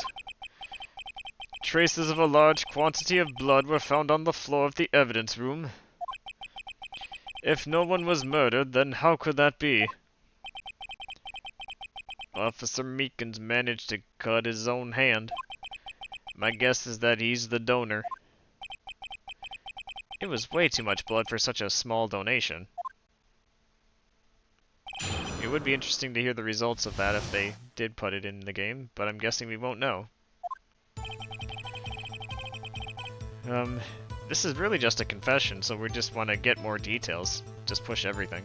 I don't even think we want to really contradict anything, but when you say it, you mean... Do you even have to ask, partner? The SL9 incident. 2 years have passed since that case was closed. It was going to completely end with the transferal that day. Not if I have anything to do with it. That incident's not over. But what do you hope to accomplish by sneaking into the evidence room? When a case is closed, only the case's lead detective can look through the evidence. I wanted to have a look at it myself one more time. No matter what the cost. I don't care what anyone says, partner. That case is mine. But Officer Marshall wasn't in charge of that investigation. Why does he care so much about it? I think that's because of the connection to this possible relative, Neil Goodman, or not Goodman, Neil Marshall. That must come into play here. That day was my last chance. That's why I... Okay. Why did you disguise yourself as Detective Goodman? If I didn't make it look like Goodman was carrying out the evidence transferal, I'd be arrested for stealing evidence, which wouldn't get me anywhere. So you did it to fool the security camera. Can't help but feel like he'd have an easier time as the security guard just deleting the tape, but anyways. And the detective's ID card? I stole that the morning of the incident. So that really was why Goodman started filling out that lost item report. I returned his ID card. I left it on the floor in the prosecutor's office parking lot. So the ID card I found was left there by Officer Marshall. So, essentially, you managed to succeed despite your lack of foresight. What do you mean, partner? I mean that the fingerprint activated lock, of course, was, no matter how well you disguise yourself, you can't change your fingerprints. Under normal circumstances, you wouldn't have been able to open that locker yourself. But he could because a rubber glove happened to get stuck in the door. So, that means Detective Goodman must have opened the locker before Officer Marshall. The real question is why would he then leave it in such a way that it would get stuck open? Still have questions that need answering.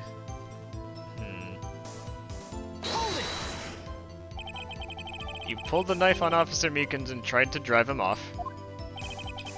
Let's just say I was a little surprised. I only planned on being in the evidence room for no more than 5 minutes. Didn't think anyone would actually come in during that short time. Officer Meekins certainly is a one-in-a-million type of person. Mistaking a detective for an intruder and demanding to be shown his ID. I'll have to think a little more about his raise this year. Just when did Edgeworth get so much influence? Anyway, he threw himself at me, and I ended up cutting him slightly. I'm sorry it had to turn out that way, with me knocking him out and everything. By the way, what happened to your knife? Oh, you mean this one? I had a feeling that was the one. I don't know what to say. So you knocked Officer Meekins out and...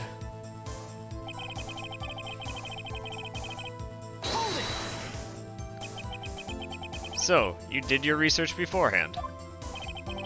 Those who go into the desert unprepared don't live long, partner.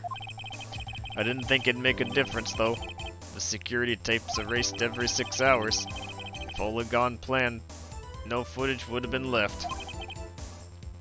However, you bloodied your coat in your struggle with Officer Meekins. If someone was in the security room when I came out, the jig would have been up. I opened my locker and stashed it in there. What was Officer Meekins doing during that time? What else? He was sleeping like a baby. So what you're saying is, on that day...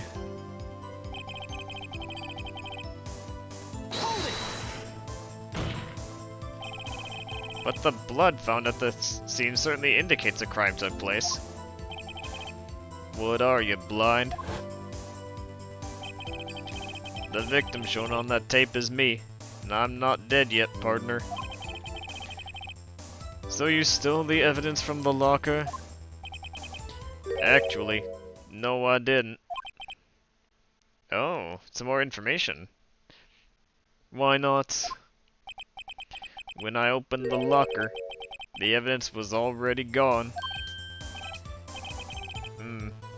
Interesting. Maybe it was taken out in haste, and that's why... Okay, yeah, because if he didn't know about the fingerprints, he thought he'd be able to open it, but Bruce Goodman must have opened it before. Hastily taken things out. Somehow the glove didn't get out, and got shut in the door, in between the door and the sensor. Why was he in a hurry then? Obviously there was the time limit on the case, but what was Goodman in a hurry about? What's circumstantial? I don't know. Maybe we'll find out. What? Mr. Edgeworth, where is that evidence? It's still missing, Your Honor. I see. Detective Goodman's locker was already empty, save for a glove. Someone else stole the evidence. Officer Marshall, may I ask you one thing? Fire away, partner. It's a free country. Just remember, I'm also free to decide whether or not to answer. Why did you do this?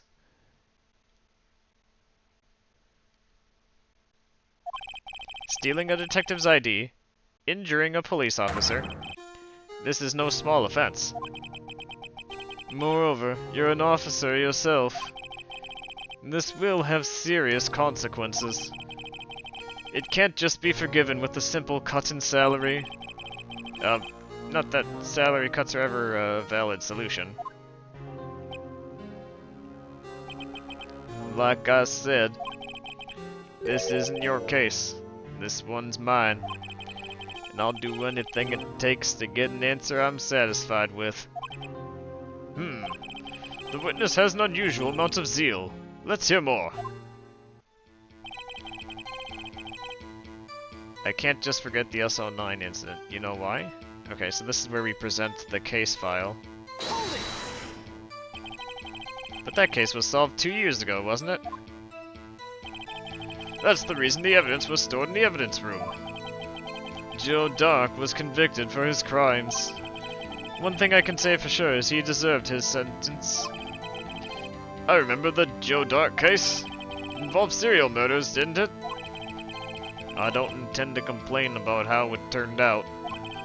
But there's something that still bothers me. Something went down at that trial. Something no one will talk about. What happened? I don't know. That's what I'm trying to figure out. Then Edgeworth might have an idea, but I am left in the dark here. The Joe Dark, as it were. Why is he so concerned with that incident? Maybe I should present him with what I think his real reason is. I had a feeling that we would wind up here sooner or later, but everyone involved here is related in some way to that case. Let's take a look at the files. And present them. I do know why, sir. Objection! Officer Marshall, I think I understand. I think I know why you care so much about the SL9 incident. Sounds like you've been sipping too much cactus juice, partner. I have the SL9 incident file here. The name Marshall is mentioned in here. In a list of murder victims. Neil Marshall. Are you related to this man? Neil Marshall? Yeah, I'm sure you've heard the name. 2 years ago. He received the same lousy prosecutor award that you got.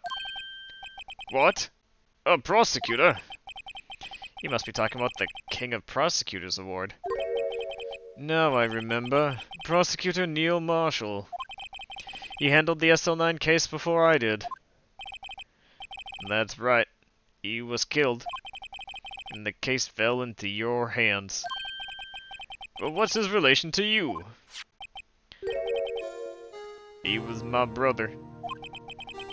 He was investigating the murders with Damon Gant, the then Deputy Chief of Police.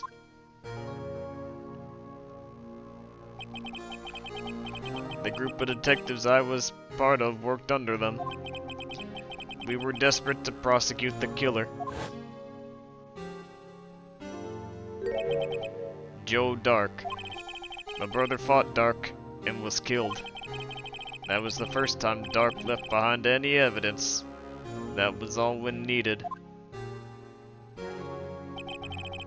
He was arraigned and incarcerated. The case was finally closed. At least, according to public records. What do you mean? My brother couldn't have been killed by Joe Dark. I know my brother better than anyone. No one could have beaten him in a fight. And that's it? That's your reason for this? For your insane actions? There's more to my brother's death than what the records say. No matter how much you try and hide it, you can't fool me. I see now. Well, at least one thing's for certain. Now we know what happened at the police department on the day of the crime.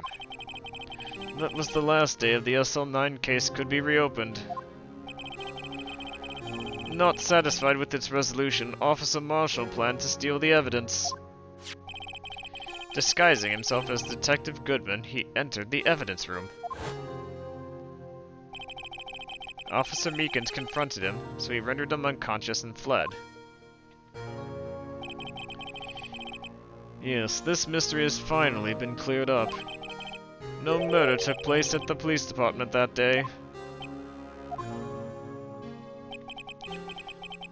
The things that happen by chance never cease to amaze.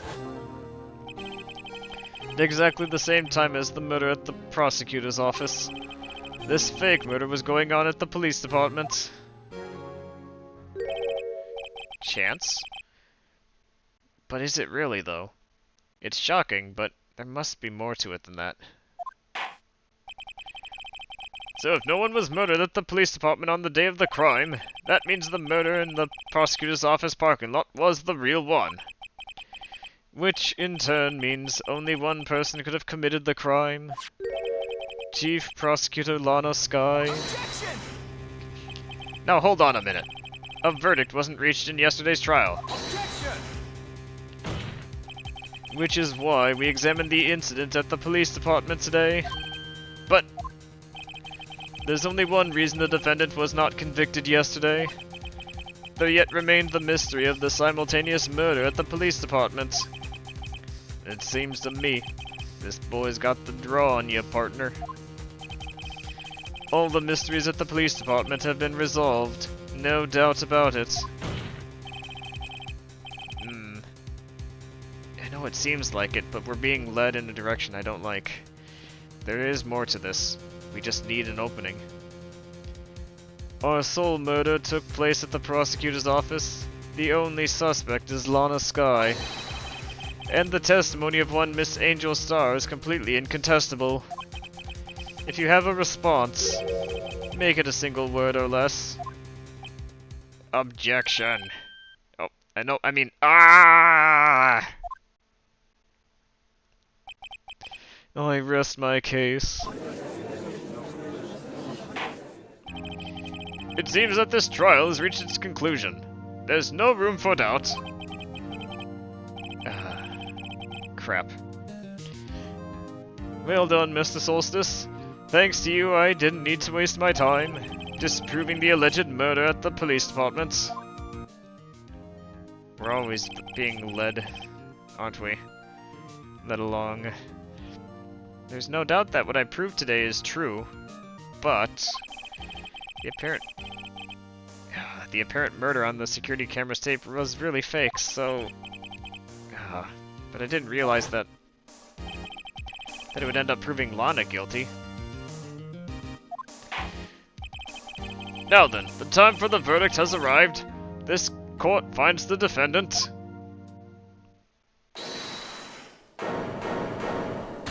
The gasp. Your Honor, wait. Emma. The defense has an objection. A scientific objection. Right? What do you mean, right? Mr. Soulstice, are you this girl's guardian? Your Honor, well, in a sense. Please, Your Honor, all I'm asking is for a minute of your time. Please hear me out. Mr. Edgeworth, please. I don't want to leave any loose ends. You want a minute? I'll give you 3. I was kind of in shock. I mean, finding out the SO9 incident referred to the Joe Dark killings. What do you know about it? Now that she mentions it, the names of both Sky Sisters were in the file. But that's when I figured it out. I mean, what Officer Marshall was trying to do that day. So I knew his fingerprint had nothing to do with the crime.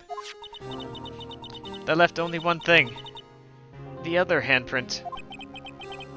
You mean the traces of blood found on Detective Gumshoe's locker? But no fingerprints were found on it, right? No, but I figured if I examined it scientifically, I'd be sure to find a clue. So, I ran over there and looked at it again. That's what you were doing during the trial? Holy crap. So, did you find something? No. Wait, what? Huh? Oh. That's gonna be exactly the point, though, isn't it? Wait, what? Oh. I'm left speechless. Sorry. I guess I'm not much of a scientific investigator after all.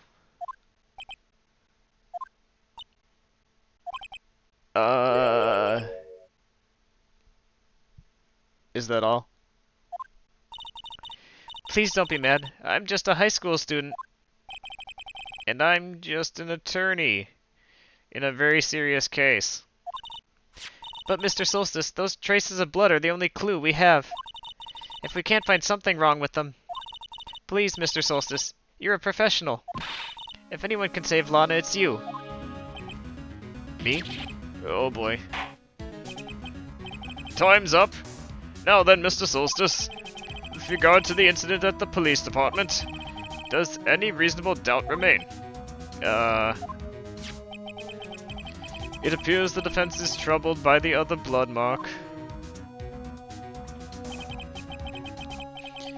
Looking at the floor plans, a handprint was discovered around here. Is there a problem with this?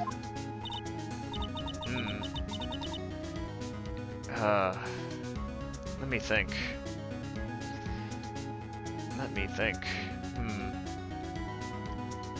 Maybe if I could see the tape again. Mr. Solstice, I'm sorry I couldn't be of more use.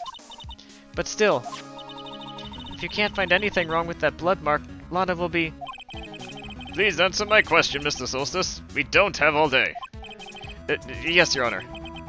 If ever I needed to concentrate, it's now. What could be wrong with the handprint on Detective Gumshoe's locker? Is there something I'm missing?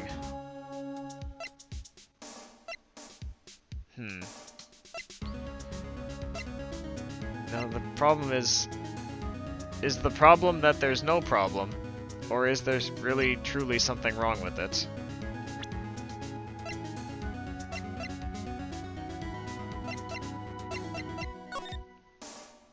I mean, the blue badger is kind of in the way of it. That's all I can really think of at the moment. If it's not that, I don't know what it is, but one step at a time. I object. Objection! This handprint left at the crime scene clearly shows a contradiction. The only thing that seems clear is that you're grasping, Mr. Solstice. You've been staring pretty intently at those floor plans. Tell me, is there a problem with them? Yes, this is strange. Take a good look at these floor plans. Something is missing. Missing? You mean something hasn't been drawn on there? Yeah.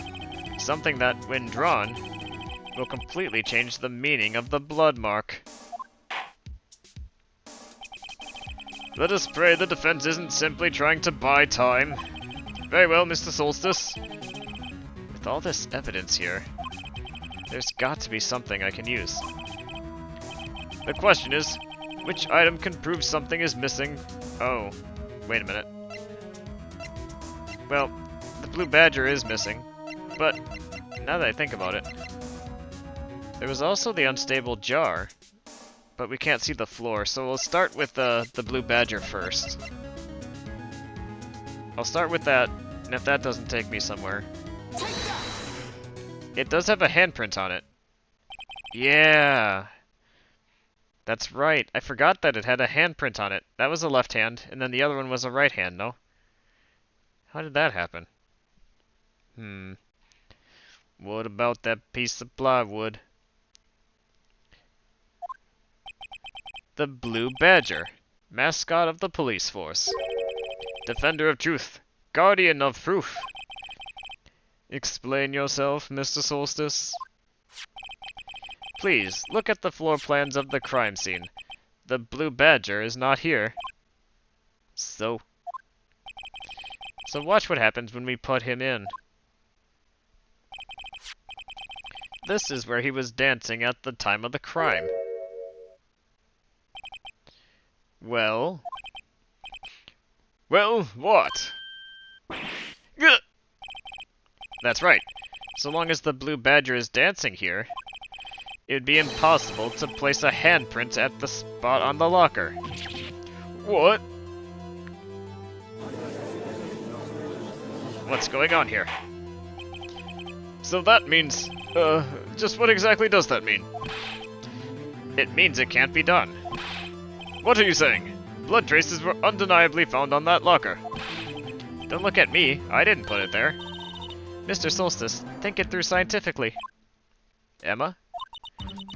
On that afternoon, Officer Meekins was the one who brought the blue badger to the evidence room, right?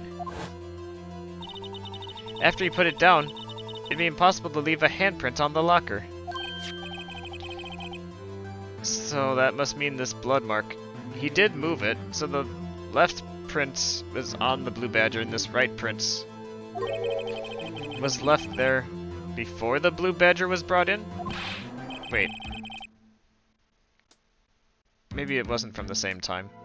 We don't really know yet, but we need to figure out. Just one moment. I will not allow such far-fetched balderdash in my courtroom. It may sound far-fetched, Your Honor, but if it's the only possible explanation... On February 21st, in the police department's evidence room, blood was spilled not once, but twice. But how? One time was captured on this tape, clearly taken by the security camera. Officer Meekins cut his hand, from which a trivial amount of blood was spilled. The problem is the other time. Maybe that happened before this, and that's why the blue badger was put there. To cover it up. My goodness. Someone bled prior to the struggle shown on this tape. It had to have been Detective Goodman, when he was really murdered. Objection! Oh, things are getting juicy now. That's ridiculous. I refuse to accept your absurd claim. Objection! The murder portrayed in the security tape has been proven to be fake. However, that does not explain the blood mark found on the locker. Objection! So then, assuming this murder you purport really happened, when did it take place? I demand you show evidence that proves when it occurred. When did the first incident occur? To summarize, the defense claims that prior to Officer Meekins being cut by Jake Marshall, who is posing as Detective Goodman, another incident took place in that evidence room. That's right. The blood mark on the locker proves this. Very well, then tell us. When did this first incident occur? As Mr. Edgeworth said, proof must be presented. Proof that shows when the murder took place. There's only one piece of evidence that can show that. Now then, will the defense please present its evidence? What shows when the first crime took place? As we do that, time for another stretch and hydration break. Meanwhile, we get to listen to this awesome dramatic music.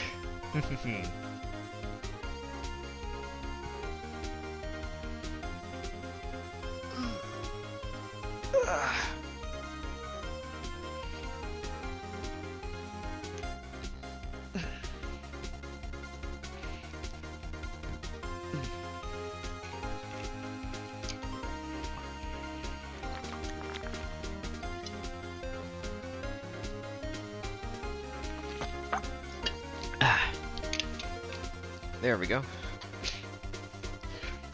Yeah. I guess I have been talking more on stream. Surprised I haven't started coughing from doing all this reading. Switching voices and all that.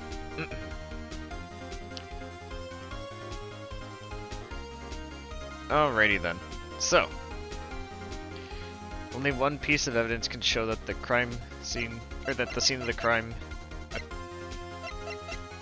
Right. It must be referring to IDs that entered the evidence room. 777-7777, 4:20 p.m.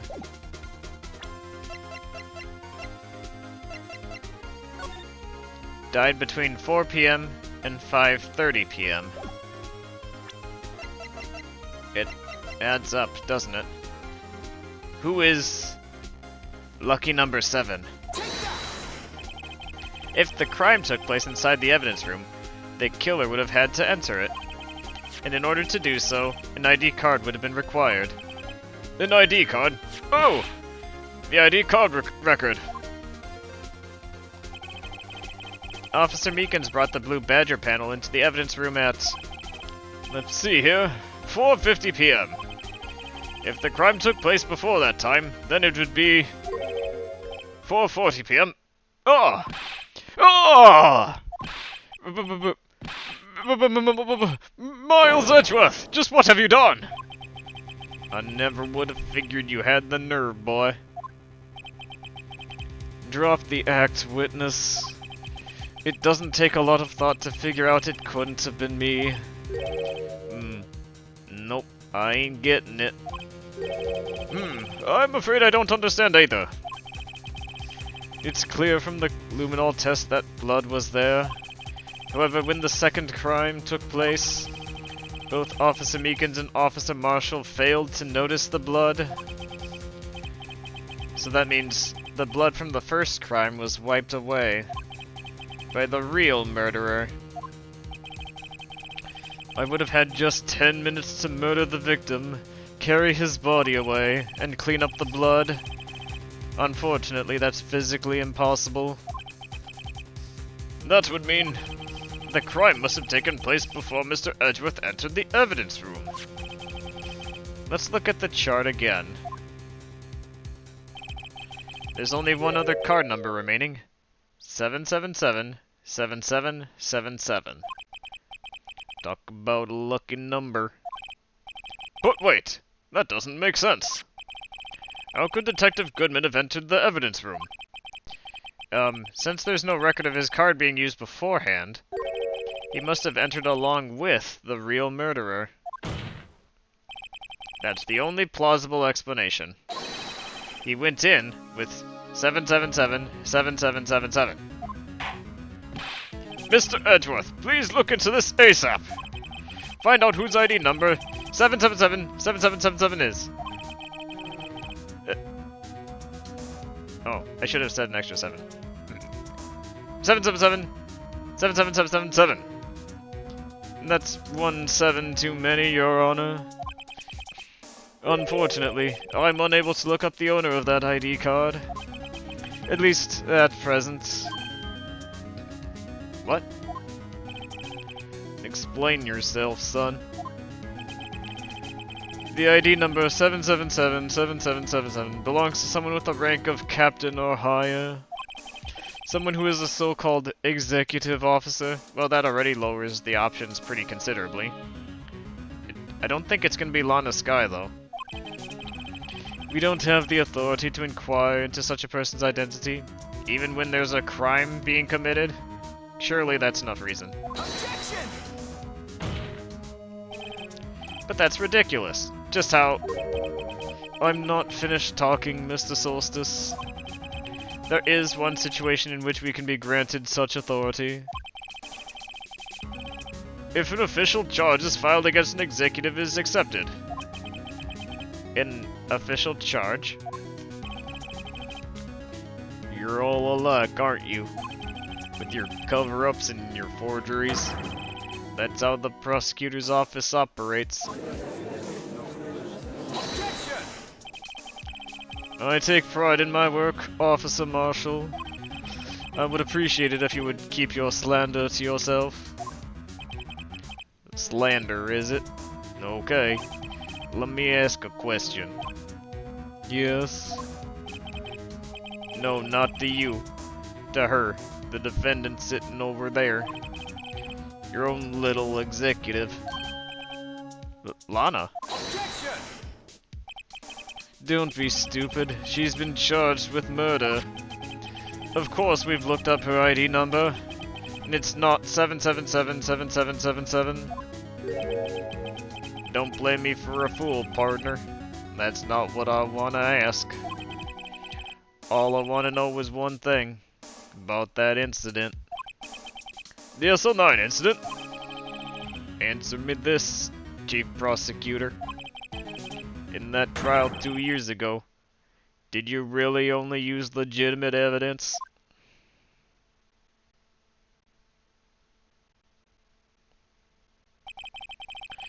Do you need the witness to repeat his question, Chief Prosecutor? I heard him fine, Mr. Edgeworth. 2 years ago, I was in charge of the prosecution for that trial. At the time, occasionally, we felt the powerlessness of the law. At least, I did. Is this an admission of guilt? Lana, I became a prosecutor in order to suppress crime with the law. But before I realized it, we were the ones being suppressed by the law. Defendant, just what are you saying? I'll ask you again, Chief Prosecutor. During that trial 2 years ago, did you really present all the evidence in court? Can you look me, an investigator in that crime, in the eye and say that you did? Chief Prosecutor, you didn't! I don't have to, Officer Marshall. Why won't you answer him? Drastic crimes require drastic measures. That's just the way it is. We did what we had to, in order for him to get the verdict he deserved. But Lana, even if it involved forging evidence, is Edgeworth's reputation for forged evidence all a result of Lana's work? My goodness. See, that's what I'm talking about. No! No! No! Order! Order! Order!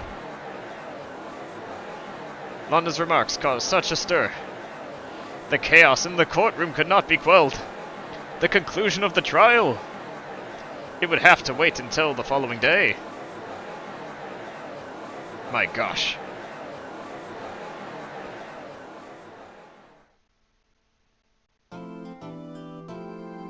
What utter chaos. If only I had my sword in there with me, I could have quelled it perhaps, but no.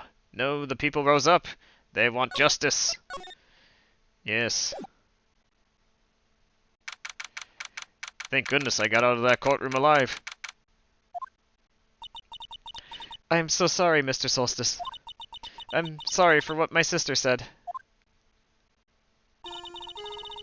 Drastic crimes require drastic measures. Way to blow a hole in... H-O-L-E, hole in the case. Indeed. Oh. Yeah, no kidding. I don't even know what's gonna happen next. That's just the way it is. We did what we had to, in order for him to get the verdict he deserved.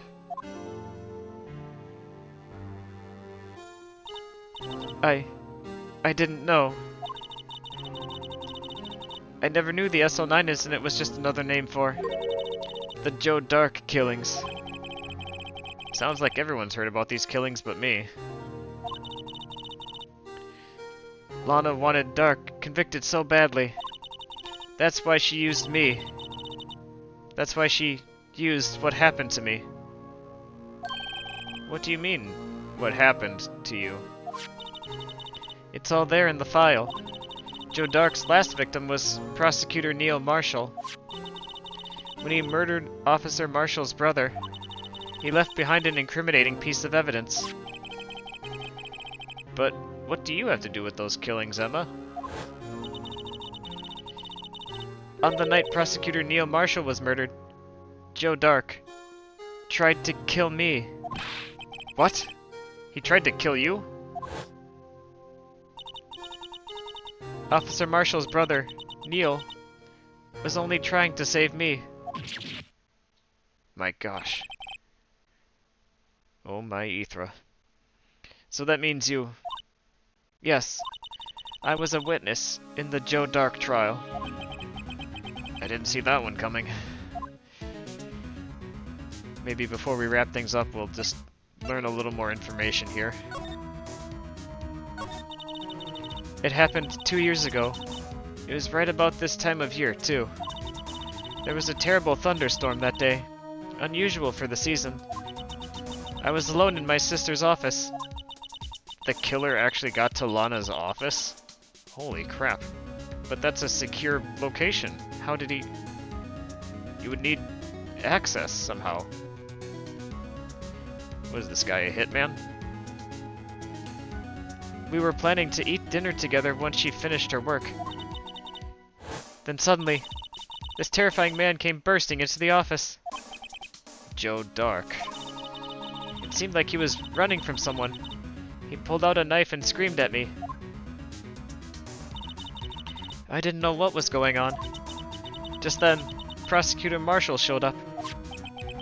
Jake Marshall's brother. Joe Dark tried to take me hostage, but before he could, Mr. Marshall tackled him. Then, what happened? I'll never forget it. Lightning struck, and the lights went out. Suddenly, a bolt of lightning flashed outside the window, lighting up the office for an instant. What I saw then burned a permanent picture in my mind. I can still see it now. A permanent picture? What did you see in the instant the crime occurred?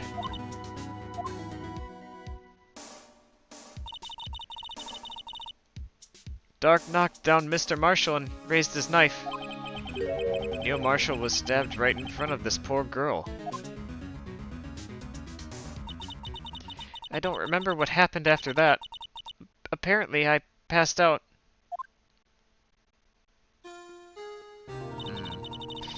When I came to, Lana was cradling me in her arms. I do get the feeling that Lana's not saying something, but this is all for Emma's sake somehow. Poor Emma, you've been through so much. Despite the coldness they have between each other, that seems preferable than telling the truth. Lana to Emma, that is. In this current trial. I couldn't bring myself to testify about that instant. I tried, but the words just wouldn't come out. I drew a picture, but it wasn't any good. 2 years ago, you must have been 14. That's understandable.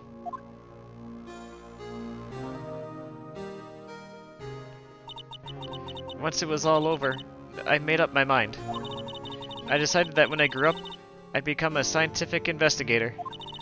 I want to be able to fight crime with my testimonies and find the evidence to make an airtight case. That way, Lana would never have to forge any. I see. I think I'm finally starting to understand what makes Emma tick. But there's still something that bothers me about that crime. I don't remember the moment when Dark stabbed Mr. Marshall. So you weren't able to testify about that? No, I was only asked about when I was attacked. That must be why she made up the crime. Made it up? Oh, you mean provided bogus evidence. The prosecutor's office wanted that guilty verdict so badly. Lana forged the evidence and Mr. Edgeworth used it. The domino effect of this is insane, after all the cases we've been through. Edgeworth? Yes, but I'm sure he didn't know anything about it. He couldn't have known he was being given false evidence. Even so, that's when it all started. The rumors about Mr. Edgeworth, I mean. It's all my fault. If I could have just testified properly, none of this would have happened. So it's true. Even though he may not have known it, Edgeworth really was involved in falsifying evidence. After that case ended, Lana was never the same. She became cold, like she is today. She must not have been able to face up to what she did, especially not to Emma. There's something that's puzzling me though, Emma. What is it? You said you were in Lana's office at that time, right? That's right. Why then would a serial killer come running in there? That's what I was wondering earlier. Rather how he was able to get in there rather than why, but... Not only that, but he was being chased by a prosecutor. Oh, there's no mystery there. Do tell. Joe Dark had been taken in for questioning that day. Taken in for questioning? You mean by the police? Of course. This happened at the police department. Wait. So he was taken to the police department for questioning. But the prosecutor's office is 20 minutes away, as we know, by car. Wait. Well, I'll let them say their piece. I don't know. He tried to run away halfway through the interview and fled into my sister's office. But why did he run all the way over to your sister's office? Because the detective offices and the questioning room are right across from the elevator. Oh, maybe I was wrong. Anyhow. Across from the elevator? But Lana was the chief prosecutor, wasn't she? No, silly. Didn't I tell you? 2 years ago, Lana was a detective. She was the best in the entire force. What? That's news to me. After the Joe Dark case, she was transferred to the prosecutor's office and made... Oh, that's why. It's because she was a detective at the time. Okay. I guess that checks out. She was transferred to the prosecutor's office and made chief prosecutor.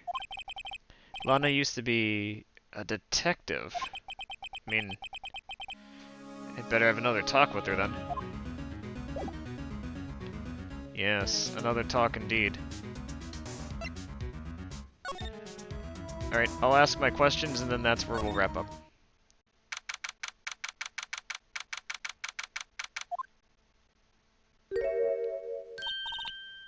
Lana. Mr. Soulstice, it seems I keep causing you trouble. Falsifying evidence. I didn't think you were the type. Criminals don't mind playing foul. Why should we? But Lana, if you're wrong, an innocent person might be found guilty. Believe me, I understand the risks. Lana. Emma told me about you. Oh? About how you were a detective 2 years ago. And how the SL9 incident was the reason for your transfer to the prosecutor's office. That's right. Could you fill me in on the details, especially about that unusual change of jobs? I suppose you have a right to know, Mr. Soulstice. A lot of revelations were uncovered at the trial today, although I dare say there are more yet. Not the least of which was the fact that this case is largely connected to another one 2 years ago. Evidence from that case was stolen as well, though I expected as much. I know how obsessive Officer Marshall can be. That trial, it really wasn't fair, was it? I believed in you, Lana. I believed that no matter what happened, you'd always stick to the truth. It couldn't be helped, Emma. At that trial 2 years ago, I sold my soul. Well, all drama aside, the fact of the matter is, at 5:15, there was no murder at the police department. Tell me it's not true, Lana. What the witness, Miss Starr, said about you stabbing Mr. Goodman with a knife. Lana, I don't understand. Why won't you tell us?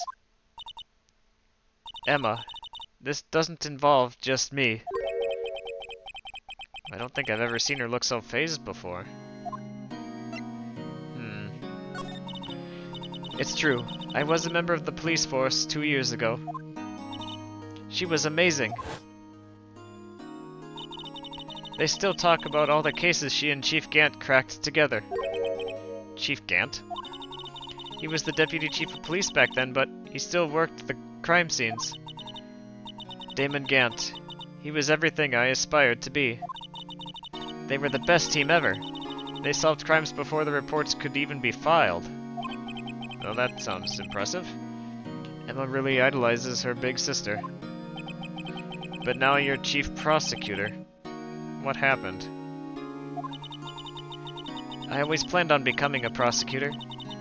The reason I became a detective was to gain experience investigating crime scenes so you could use that experience in court, right? Gant's help in the SL9 case was crucial to its resolution. After that, he became chief of police and arranged my transfer to the prosecutor's office. Maybe I should ask more about this investigation of theirs 2 years ago. 2 years ago, I was second in command of the detectives investigating Dark. Second in command? So the investigation lead was Damon Gant, right? Yes. Deputy Chief Gant and I shared the same office and the same investigations. They even had the same office? Oh. Interesting. We led a team of the best detectives on the force. Detective Goodman, whose case it was, Jake Marshall, and Angel Starr. It was the first time Marshall worked with his brother. He was quite gung-ho. Without a doubt, Joe Dark was the serial killer. We asked him to come in for questioning. We were desperate for evidence.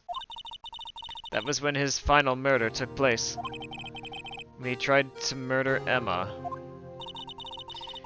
Prosecutor Marshall was trying to save me from Dark.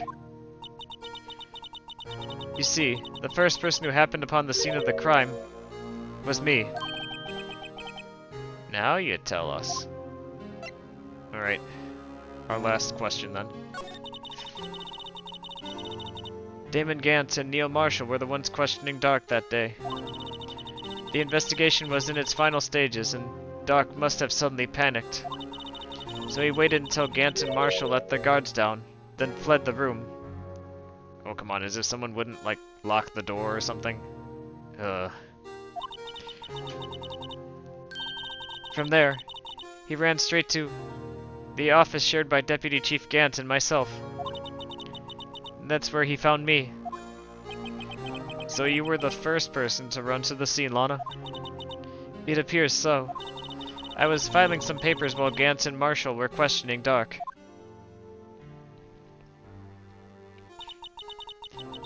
When I returned to my office, I saw 3 bodies on the floor and smelled blood. This is... Okay, 3 bodies? Prosecutor Marshall, the victim Emma, who had passed out, and the suspect, Joe Dark. Okay, but he was taken care of when you got there? Well, I'll be.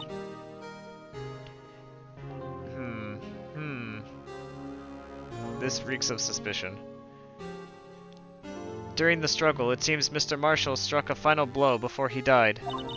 Joe Dark had incurred a minor concussion and lay unconscious. What did you do? To be honest, I panicked.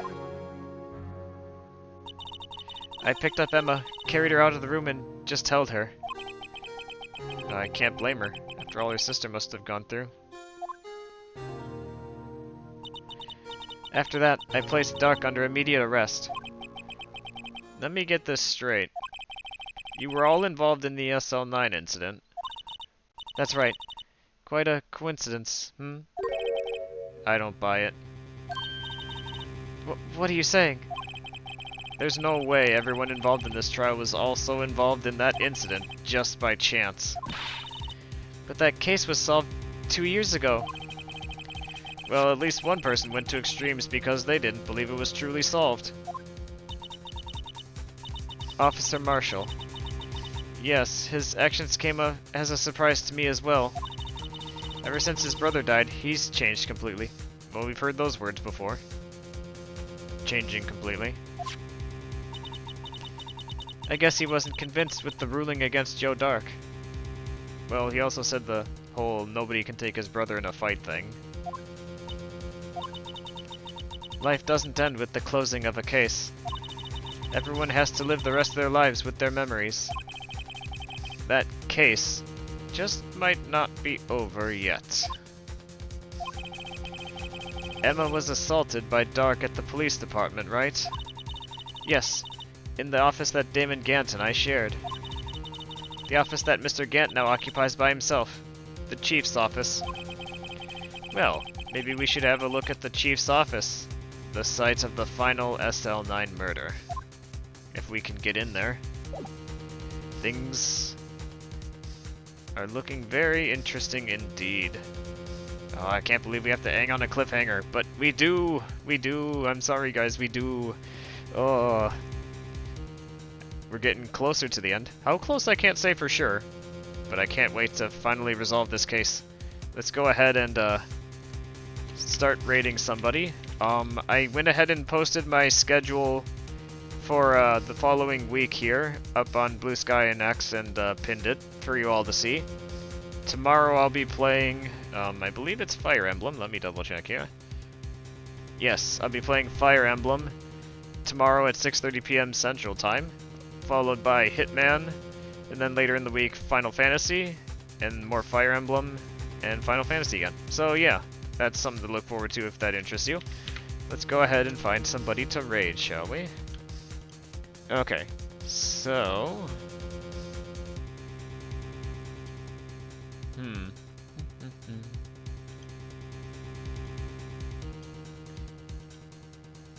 Alright, who is online right now?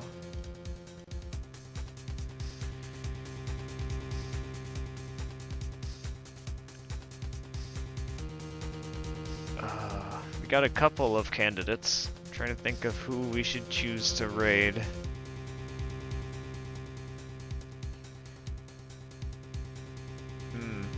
When I think about it, when was the last time I raided Mimi? It has been a good while, hasn't it? And they are playing Baldur's Gate 3. I am very curious. What kind of character is Mimi? Let's find out, shall we? Could they be playing a Paladin? I wonder, I wonder. Alrighty. Thank you for tuning in, everybody. I appreciate it. It's always fun hanging out, and my goodness, the drama. So juicy. Alrighty. Until next time. I'll catch you later.